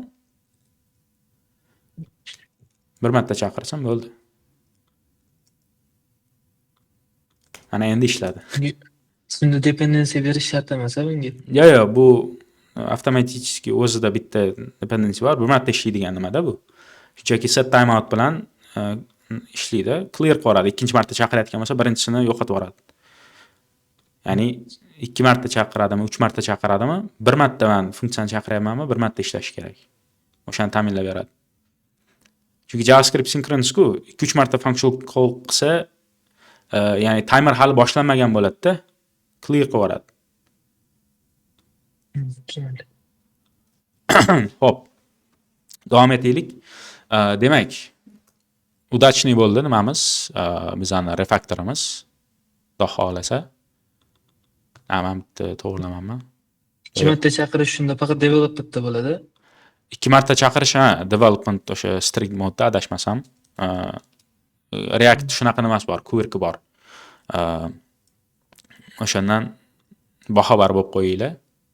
Ya'ni requestlar 2 martadan jo'natib ketish mumkin agar use effectda chaqirayotgan bo'lsanglar. Bizda ham hozir shunaqa bo'ldi-da, so'rayapmiz, 2-3 marta chaqirib boryapti. Yaxshi point bo'ldi, chunki menda ham ko'p requestlar 2 marta ketardi. Shu UseQuery'da qilsam unaqa bo'lmaydi. Da, UseQuery ichida nima qilingan? Bu narsa implementatsiya qilingan. Biz endi hozir custom bo'lgani uchun UseQuery ishlatmayapmiz. UseQuery ishlatsak bo'ladi. O'zi UseQuery ishlatsak yaxshi edi menimcha. UseQuery ishlatsak ham bo'lardi-yu, mayli. Masalan, get token store qilib turib, mana bu yerda State ham kerak bo'lmasdan. state ham kerak bo'lmas, to'g'ri. Yaxshi point berdingiz. Demak, use query qilamiz. Query function query key yozmoqchi edim hozir. Bu demak query functionga beramiz. Get tokendan so'ng. Da. Demak, token store va get token qilib qo'ysak bo'ldi. User effect ham kerak emas bizga. Hamda keyin datani ichida access tokenimiz teng bo'ladi. Data.access token. What? Bizga string datani o'zini bersak bo'ldi ekan. Da. Datani o'zini bersak bo'ldi. Access token bo'lib kelaveradi. Hop, refresh qilamiz. Bo'ldi, ishlayapti. Chotki. State ham saqlashimiz shart emas. Endi library ostida baribir state bor, lekin ham ancha efficientroq o'zimiz yozgan nimadan ko'ra. Xo'p, biz nima qilyaptik yana? Nima qilyaptik? Buglarni to'g'rilashimiz kerak. Token store, qaranglar. Token store yangi token oladi-yu mana bu yerda. Request refresh token, balabattar. O'shanaqa bo'lgan paytda mana bu tokenimiz ham update bo'lishi kerak. Ya'ni access tokenni o'qiydi-yu, qayerdandir, masalan, user access token qilib kontekstdan qayerdandir o'qishimiz kerak bo'lib qoladi deylik. Unaqa vaziyatda nima qilamiz? Unaqa vaziyatda observer pattern ishlatishimiz kerak bo'lib qoladi. Observer pattern. Kimdir implementatsiya qilib ko'rganmi? Balkim oramizda bordir. Ya'ni observer pattern o'rganganlar balkim. No? Nomini bilmasam kerak menimcha. Observer pattern nima? Xullas, ana shu token store o'qiyaptimi? Masalan, hozir bir marta o'qiyapti-da, tasavvur qilinglar. Boya Reactda yozgan nimamizda, versiyamizda qanaqa edi? Biz tokenni so'raymiz, access tokenni set qilamiz, to'g'rimi? React ishlatadi. Kontekstimiz update bo'ladi. Hamma yoqda o'sha yangi access tokenni o'qiydi hamma komponentlar. Lekin bu yoqda unaqa emas. Biz bu UseQuery'ni bir marta chaqiryapmiz. Token store'da update bo'lsa, tasavvur qilinglar, boshqa joyda, masalan, projectsda request jo'natdim, access token yangilandi u yoqda. Eskirgan ekan, yangisini so'rab oldi. Token store'da endi access tokenimiz boshqa token bo'lib qoldi. Lekin UseQuery cache qiladi-yu, to'g'rimi? Birinchi marta qaysi tokenni o'qigan bo'lsa, mana shu datamiz o'shanda turib qolaveradi. Ya'ni biz agar keyinchalik user access tokenni ishlatsak, u birinchi request qilingan access tokenni qaytarib beradi bizga. Nima qilishimiz kerak? Har safar token store'da qachon mana shu access tokenimiz update bo'lsa, yangi access token qo'yganimizda biza signal jo'natishimiz kerak. Komponentlarga, kontekstlarga, "Ey, men update bo'ldim. O'sha nimadir qil xullas. Nima qilayotgan bo'lsang." O'sha narsani biz aytishimiz kerak. Ya'ni subscription, subscribe, unsubscribe deganday o'sha narsa qilishimiz kerak bo'ladi. O'zi useQuery ni ishlatishimiz bu yoqda unchalik ham menimcha to'g'ri bo'lmadi, chunki subscribe qilishimizda hozir muammolar tug'ilishi mumkin. Aynan endi observer patternni ko'rsatib berish uchun unchalik ham to'g'ri tanlov emas deb o'ylayman. Hozir bu yoqda useQuery ni ishlatish, lekin bu case uchun ishladi, masalan, bir marta request qilish uchun. Keling, observer patternni implementatsiya qilamiz token store'imiz uchun. Demak, token store bizga shunaqa imkoniyat berish kerak. Biza bunda bo'ladigan o'zgarishlarga, o'sha tokendagi bo'ladigan o'zgarishlarga subscribe qilishimiz kerak. Ya'ni eshitib turishimiz kerak. Nimadir o'zgarsa, ya'ni signal ber degan. Event listenerlarga o'xshab ketadi. Event listenerlarga. Biza emit qilishimiz kerak nimadir. Demak, nima qilamiz? What we do is, demak, get token store. Top down approach qilaylik. Biza nima qilish xohlaymiz? Biza const access token. Bizaga kontekstni o'zidan o'qimaylik-da endi. Mana kontekstni o'zini ham yo'qotib yuborsak bo'ladi. Даже. Kontekstni o'zini ham yo'qotib yuborsak bo'ladi. Access tokenni directly, demak, React ga bog'lash haqida endi gaplashamiz. Demak, access token use access token degan mana bu hookimizni qaytadan nima qilishimiz kerak? Implementatsiya qilishimiz kerak. Bu hozir qilayotgan narsa kontekstdan o'qiyapti. Kontekstdan o'qimasin, bizga token store'dan, demak, normalni qilib o'qib bersin. Shunda bizga out context o'zi ham kerak bo'lmay qolyapti. Demak, access tokenni saqlash. Xo'p, ikkinchi versiyasini implementatsiya qilamiz access tokenni. Access token 2. Bu nima qiladi?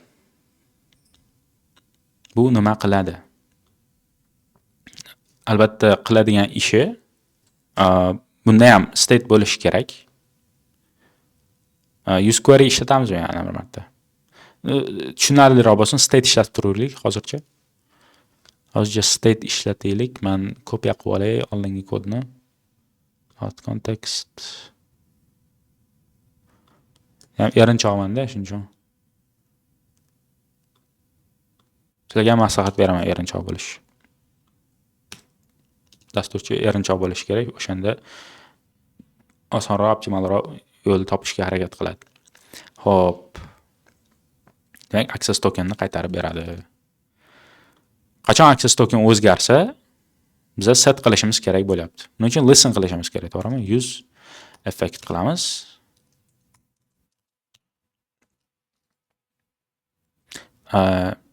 Use effect once qilaylik, to'g'rimi? Bu yana nima ketmasin? Use effect once. Bir marta, demak, token store'dan get token qiladi. Undan keyin uni set access token chaqirish kerak bo'ladi. To'g'rimi? Get token qilamiz, keyin set qilamiz. Keyingi o'zgarishlar uchun ham listen qilishimiz kerak, eshitib turishimiz kerak, to'g'rimi? Subscribe qilishimiz kerak. Buning uchun nima qilishimiz kerak? Demak, token store bizga nimadir berish kerakki, biza funksiya beraylik, o'sha funksiyani chaqirsin token store. Masalan, token store subscribe deylik, subscribe qilaylikda qanaqadir funksiya berib qo'yaylik va o'sha funksiyani ichida nima bo'lsin? Biza xohlagan ishimizni qilaylikda, o'zgarganda nima bo'lishi kerak? Subscribe qilamiz. Qachon token o'zgargan paytda mana shu funksiya chaqirilishi kerak. Biza nima qilish xohlaymiz bu tokenda? Yangi tokenni set qilish xohlaymizda. To'g'rimi? O'shaning uchun buning ichidan ham set access tokenni chaqirishimiz kerak-da. Buning uchun ham set access tokenni chaqirishimiz kerak. Token store.get token. Bo'ldi. Avaytib qo'ysak, mana buni async qilib qo'ysak keyin. Mana. Va chaqirishimiz kerak. Bu unsubscribe qilishni ham bilishimiz kerak, to'g'rimi? Chunki tasavvur qilinglar, bu hozir use effect once emas, oddiy use effect yozadigan bo'lsak, dependencylarimiz bo'lishi mumkin. Boshqa ish qilishimiz ham mumkin-da. To'g'rimi? Bitta aytaylik, faqat token emas, boshqacharoq observer pattern qilyapmiz. Dependencylari bo'lishi mumkin. Bunaqa vaziyatlarda cleanup funksiya kerak bo'ladi bizga. Return demak cleanup funksiyamizni yozib qo'yishimiz kerak. Cleanup funksiyada demak biz qanaqadir qilib ham unsubscribe qilishimiz kerak, memory ya'ni memory leak bo'lmasligi uchun. Tasavvur qiling, subscribe har safar mana bu user effect update bo'layotganda token store'ga nechtalab funksiya har safar subscribe tashlaymiz o'chirmasdan. O'shani oldini olish uchun unsubscribe qila olishimiz ham kerak. Lekin uni qanaqa qilamiz? Unsubscribe degan bizga demak mana bu subscribe o'zi nima qaytarish kerak-da? Link. O'sha nima qila oladigan, unsubscribe qila olishimiz uchun. Bu ham funksiya bo'ladi. Hozir bizda yo'q, hozir implementatsiya qilib ko'rsataman sizlarga. Mana observer pattern.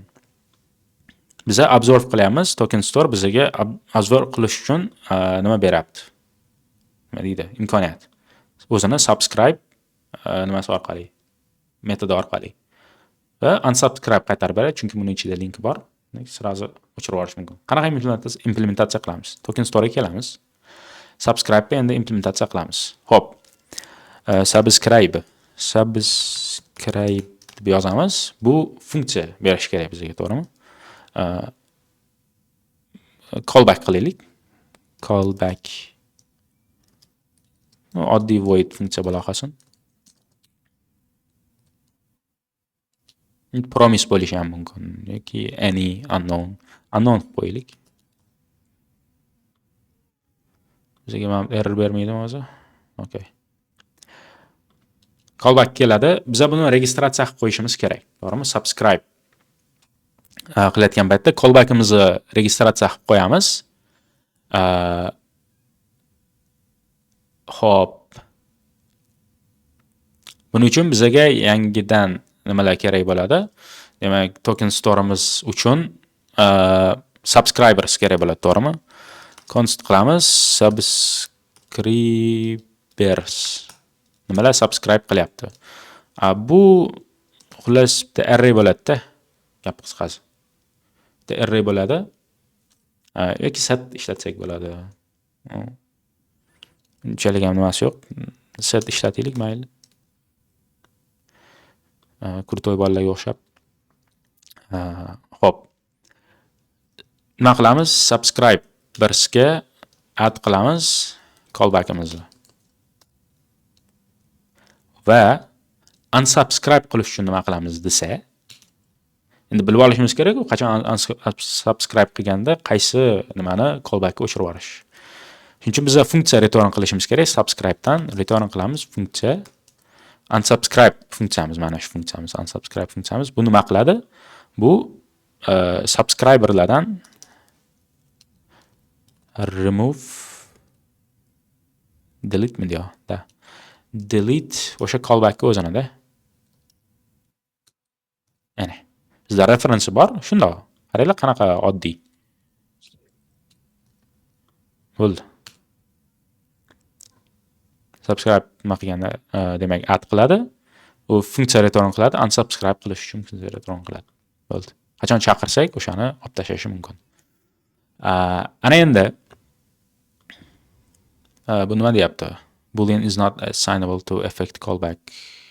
What?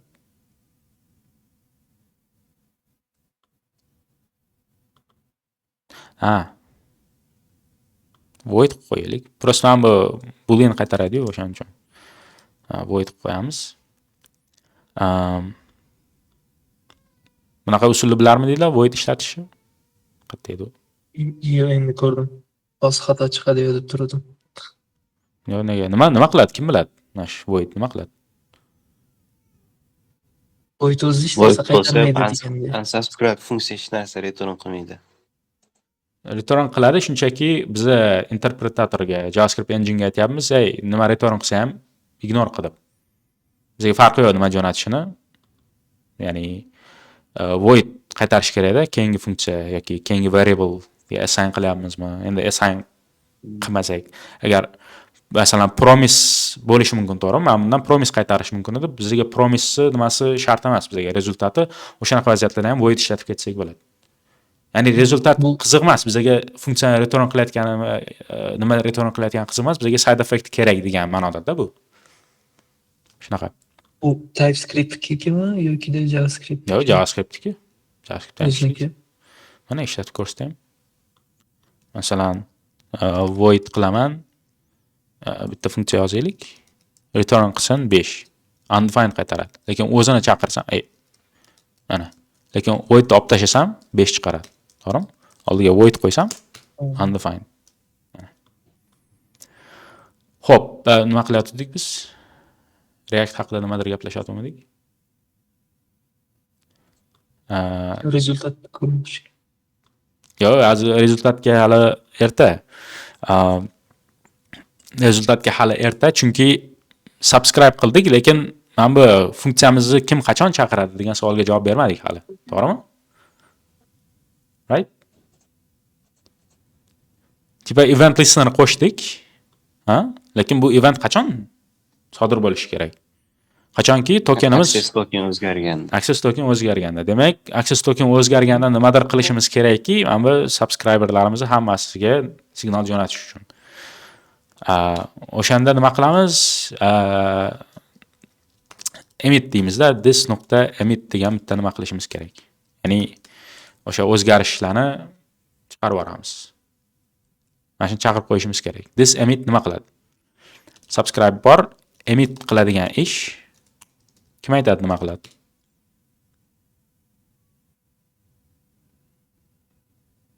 Emit signal beradi shu subscriberlarni run qilish. Implementatsiyasini aytib bering. Nima yozaman?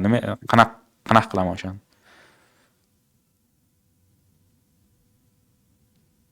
Subscriberslar return qiladi. Mana shu new setdan array olib, har bir callbackni for loop orqali run qiladimi? To'g'ri. For loop ichida mana shu callbacklarni chaqirib chiqishimiz kerak-da, to'g'rimi? Subscribersda demak funksiyalar saqlayapmiz. O'sha funksiyalarni chaqirish kerak, shunchaki. O'sha ish qilamiz. Demak, for deymiz, const callback of subscribers. Ana shunchaki callback chaqirib qo'yamiz-da. Xohlasak qanaqadir parametrlar jo'natishimiz mumkin, to'g'rimi? Lekin biz unaqa nima qilmadik, tip berib qo'ydik, shunchaki hech qanaqa parametrsiz, shunchaki signal jo'natadigan funksiyamiz. Nima deyapti bu? Unknown. Biz unknown qilmaylik, bu demak mana shunaqa tipdagi funksiyalarni seti demoqchimizda. Masalan, subscriber degan bitta type yaratsak bo'ladi. Type subscriber.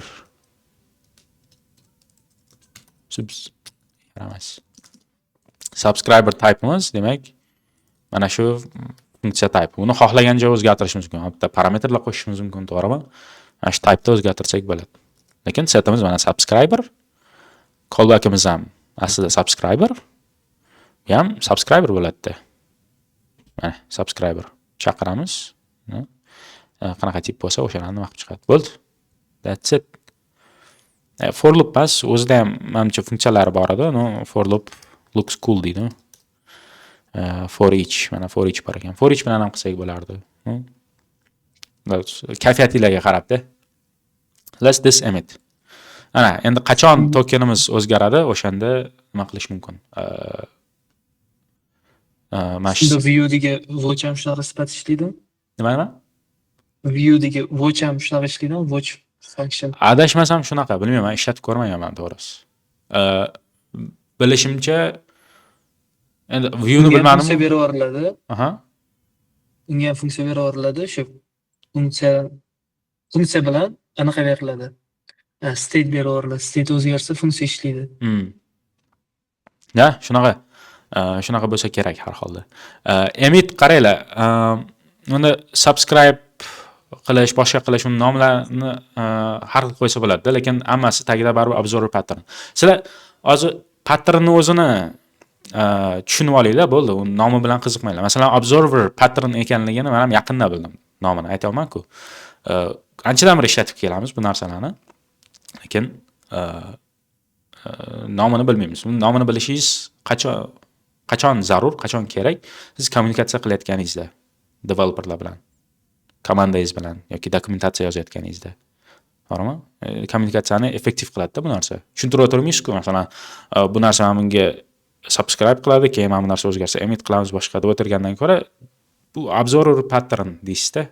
Observer pattern asosida ishlaydi. Agar demak, boyagi ta'riflaganimizda ishlasa, qanaqadir bitta komponentmi, qanaqadir bitta librarymi, nima bo'lsa ham, mana shu usulda ishlasa, demak biz unga subscribe qila olamiz va qanaqadir o'zgarish bo'lganda yoki watch qila olamiz, qanaqadir o'zgarish bo'lganda bizga signal beradi. Mana shu observer. Observe degani kuzatish degani o'zi. Watch ga to'g'ri kelar ekan mana. Shunaqa. Shu narsani tushunib olinglar, bo'ldi. Terminlar bilan unchalik nima qilib qolmaydi. Nima deydi, o'ralashib. Xo'p, biz nima qilyaptik o'zi? Out contextga kelamiz. Access token 2. Access tokenni endi bemalol manimcha replace qilsak bo'ladi. Mana bu bilan. Demak, olib tashlaymiz. Endi bizga kontekst o'zi ham kerak emas. Tasavvur qilyapsizlarmi? Oba. Logout qilaman. Hammasi ishlayapti, qaranglar.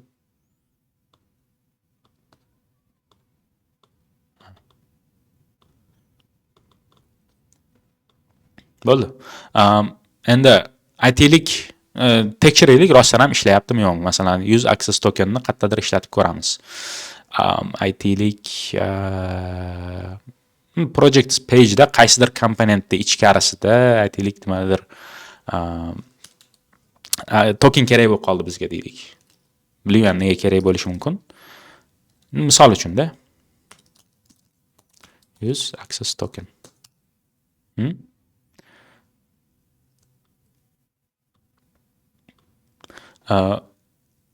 O'zi access tokenni change'lariga listen qilib turadigan alohida hook qilib chiqarib yuborsak ham bo'lardi mana bu narsani.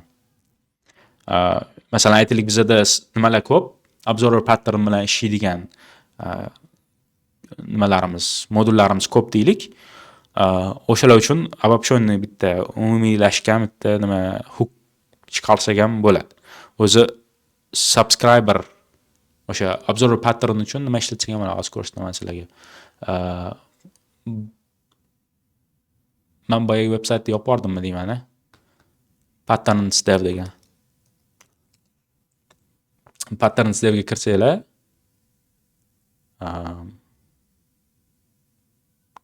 qayerqa yo'q qolding?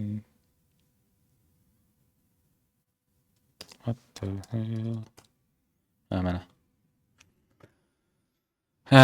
Mana observers, subscribe, unsubscribe, notify. Biz emit dedik, notify ham endi yaxshi. Mana observable. Odatda mana struktura shunaqa. Ya'ni subscribe qilganda observerga push qiladi, unsubscribe qilganda filtr qilib boyagi observer funksiyani chiqarib oladi. Biz sal aqlliroq yo'l tutdik, no? Bazasi shunaqa. Mashina extend qilib любой narsa yasasa bo'ladi-da. Masalan, biz token store'imizni class qilib turib, mashina extend qilib ishlatsak bo'lardi. Chunki bu metodlari bor bizda. Object oriented nima bo'yicha-da endi. Approach yondashuv bo'yicha. Hop, bizga ko'zdan qochirgan narsalar yo'q menimcha bu yerda. Okey.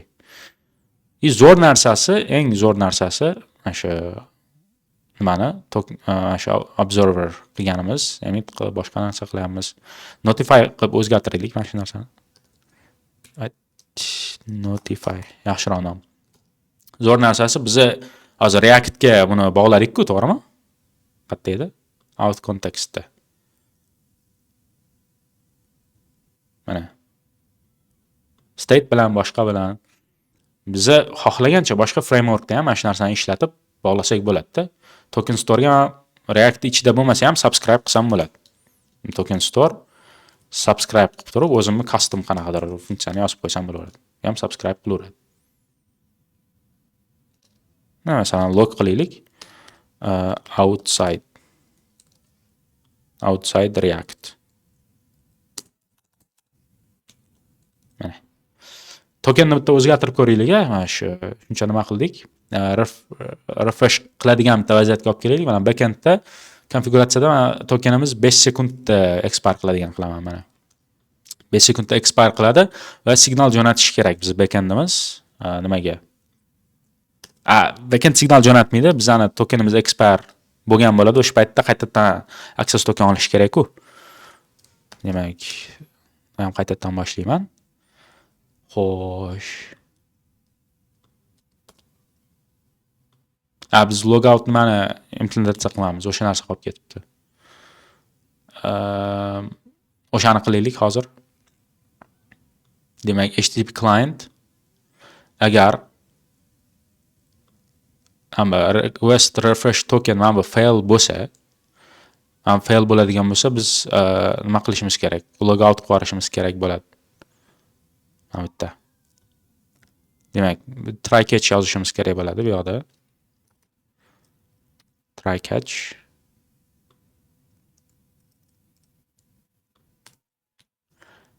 Demak, mana buni qaytadan implementatsiya qilamiz. Qayerda edi? Use logout. Qayerda ishlatganmiz? No, emas.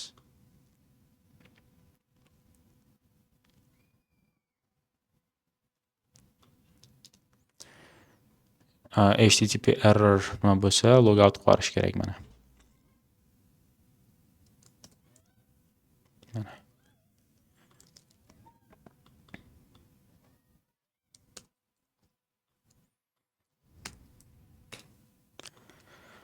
Logoutimiz bu oddiy nima funksiya edi. Navigate ishlatmasdan turib request logout o'zini chaqiramiz.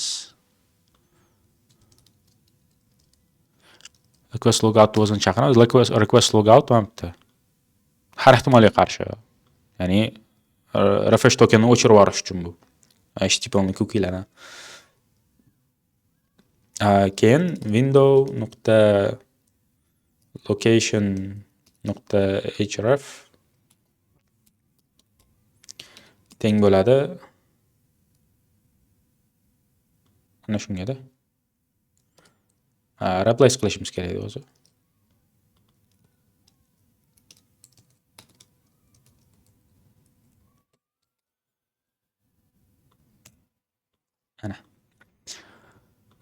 Ana bo'ldi. Jin olib qoldi-yu. Anuncha agar login page bo'lsa degan. Da, o'sha nimaga kesga tushib qoldi. Request refresh tokenni qayerda ishlatyapmiz o'zi? Token store'da ishlatyapmiz. Token store get tokenni qayerda chaqiryapti? Out contextda chaqiryapti. Chunki out contextda bitta so'rayapmiz-da bu narsani, to'g'rimi?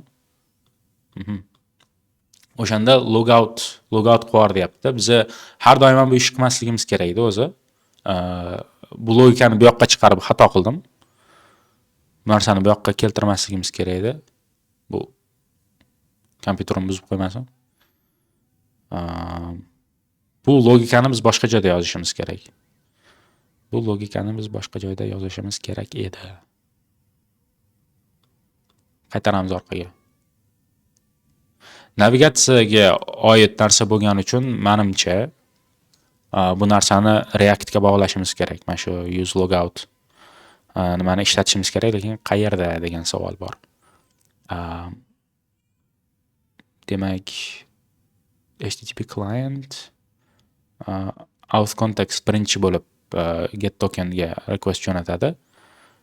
Biz o'zi mana bu out contextni o'chirib tashlasak ham bo'lardi. Biz nimaga ishlatyapmiz buni hali ham? Out context olib tashlaylik.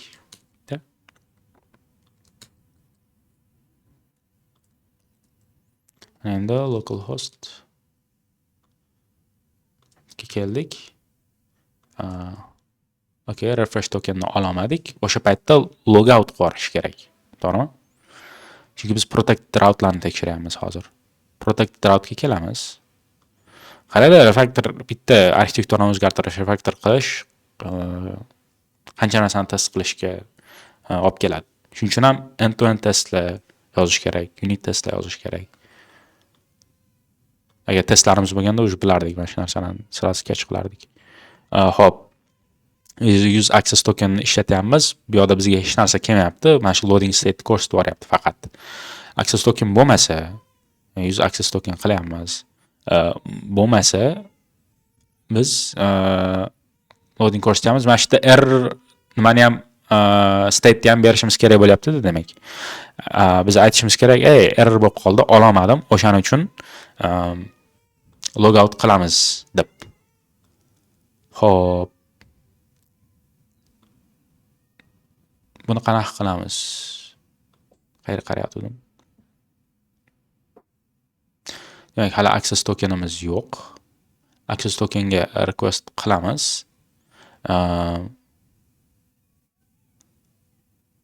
Get token bizga error qaytarishi mumkin, to'g'rimi? Get token bizga error qaytarishi mumkin. Error throw qilsin, yaxshisi.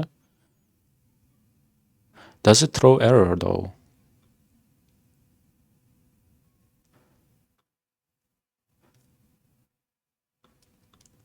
Uncaught promise mana.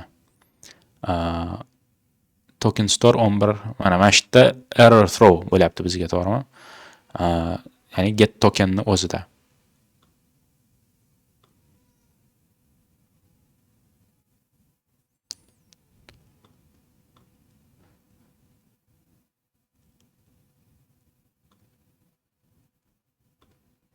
Mana shu yerda catch qilaman. Catch qilaylik oldin. Shu yerda catch qilyapmizmi errorni degan. Teoriyani tekshirish uchun hop. Uncaught mana shu narsa yo'qolsa, значит tekshiryapmiz degan. Yo'qoldi. Demak, mana shu yerda biz use logout ishlatamiz. Const logout use logout.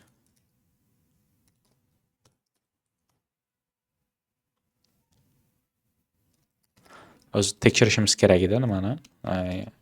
HTTP errorni, no. Shu narsa xolos await qilamiz. Async bo'lsin.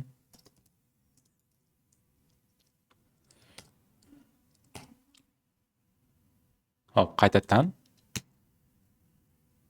Good. Ishlayapti. Sign in qilamiz. Bo'ldi, to'g'riladik. Logout nimamizni ham, logikamizni ham joyiga keltirib qo'ydik. Shunchaki logout qo'ysak ham ishlasa kerak menimcha, bu bilmayman. Risk qilgim kelmayapti, no, xullas. Har xil narsa bo'lib qolishi mumkin-da, race conditionlar juda ham yomon narsa. Race conditionlar yomon narsa. Bizlar nima qilmoqchi edik? Eslatib yuboringlar, to'g'risi men shoshib qoldim. Men bu logout. Tokenni Reactdan tashqarida ishlatish. Darhaqiqat. O'sha subscriberlarimiz ishlayaptimi degan savolga javob bermoqchi edik, to'g'rimi? Hop, tokenni bitta set boshda set qilganimizda outside React bitta nimamiz chaqirildi, to'g'rimi?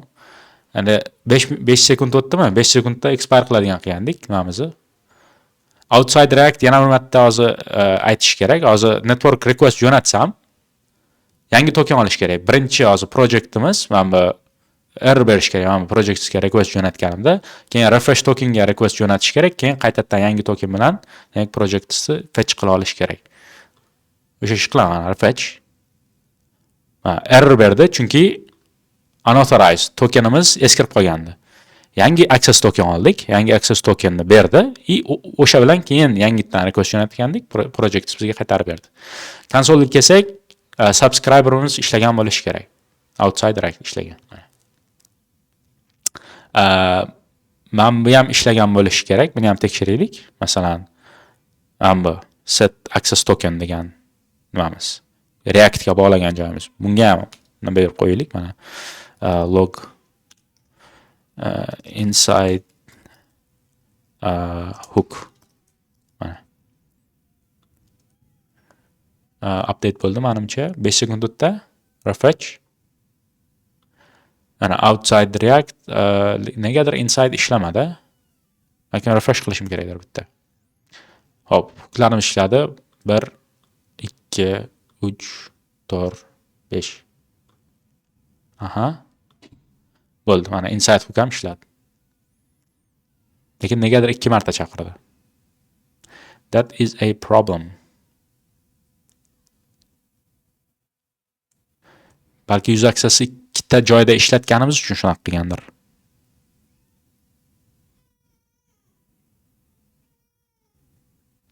Protected router'da ham ishlatuvdik shekilli user access.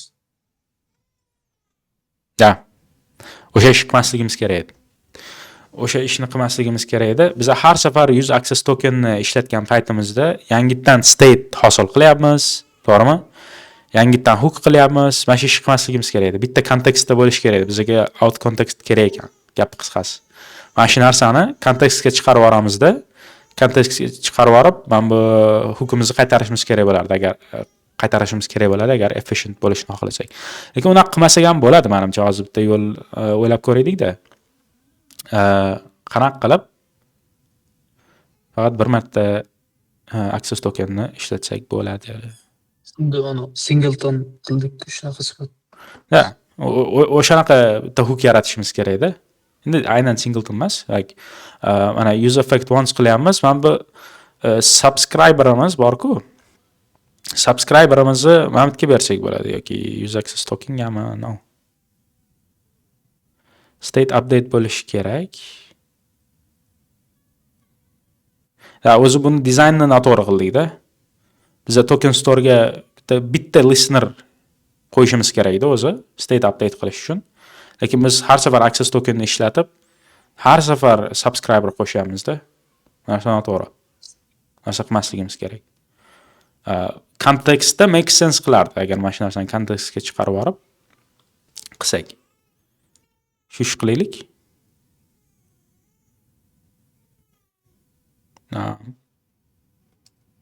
Shunchaki mana qilaman. Access tokenni qaytaraman. Use access tokenda mana bu narsani qaytaraman endi bo'ldi. Here we go.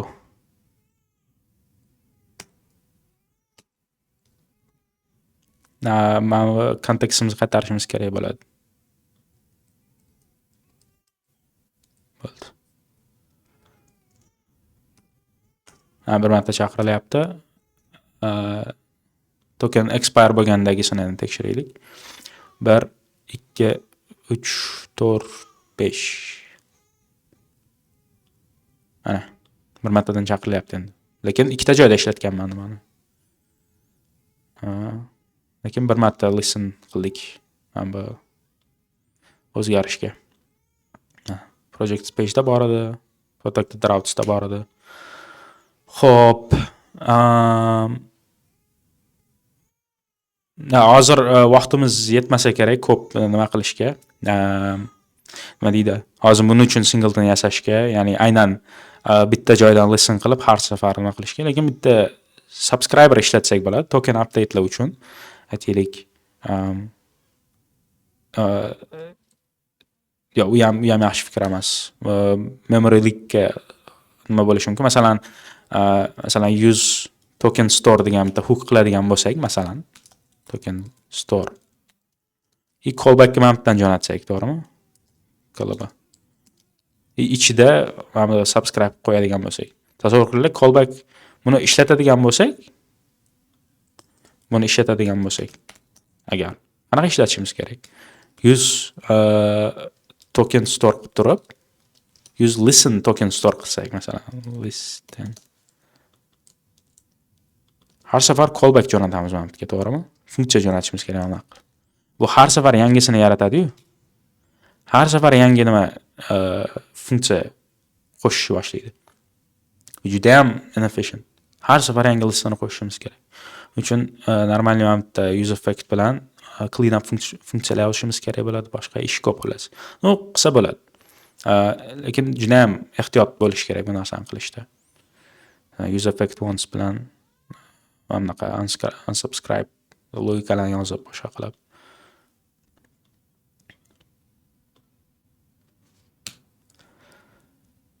Xo'p,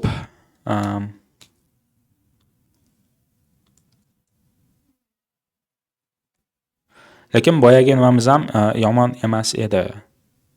Boyagi dizaynimiz ham har bitta pointda qayerda user access token ishlaydi, kontekstsiz qilgan paytimizda shunchaki listenerlar qo'shyapmizda har safar. Tushunamsizlarmi? Har safar bizda state bor. Statesiz iloji yo'q-da. Statesiz iloji yo'q. 100 memo qilishimiz mumkin. O 100 memoda lekin clean up funksiya yo'q. Mana subscribe'larimiz qanaqa o'chirib yuboramiz. O'shanaqa memo bor. Shuning uchun kontekst qilish yaxshiroq. Observer pattern qilayotgan paytda. Shuning uchun ham bitta mavzuda observer pattern bilan context API deb qo'ydim-da.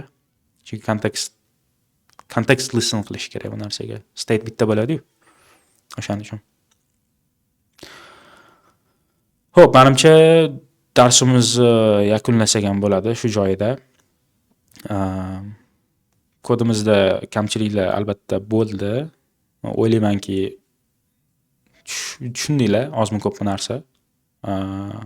Bundan savollarga vaqt qoldirmadim.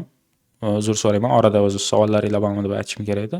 Balkim hozir savolinglar bordir. Mavzuga oid albatta. Mavzuga oid bo'lmasa, iltimos bir-birimizni vaqtimizni hurmat qilaylik boshqalarni.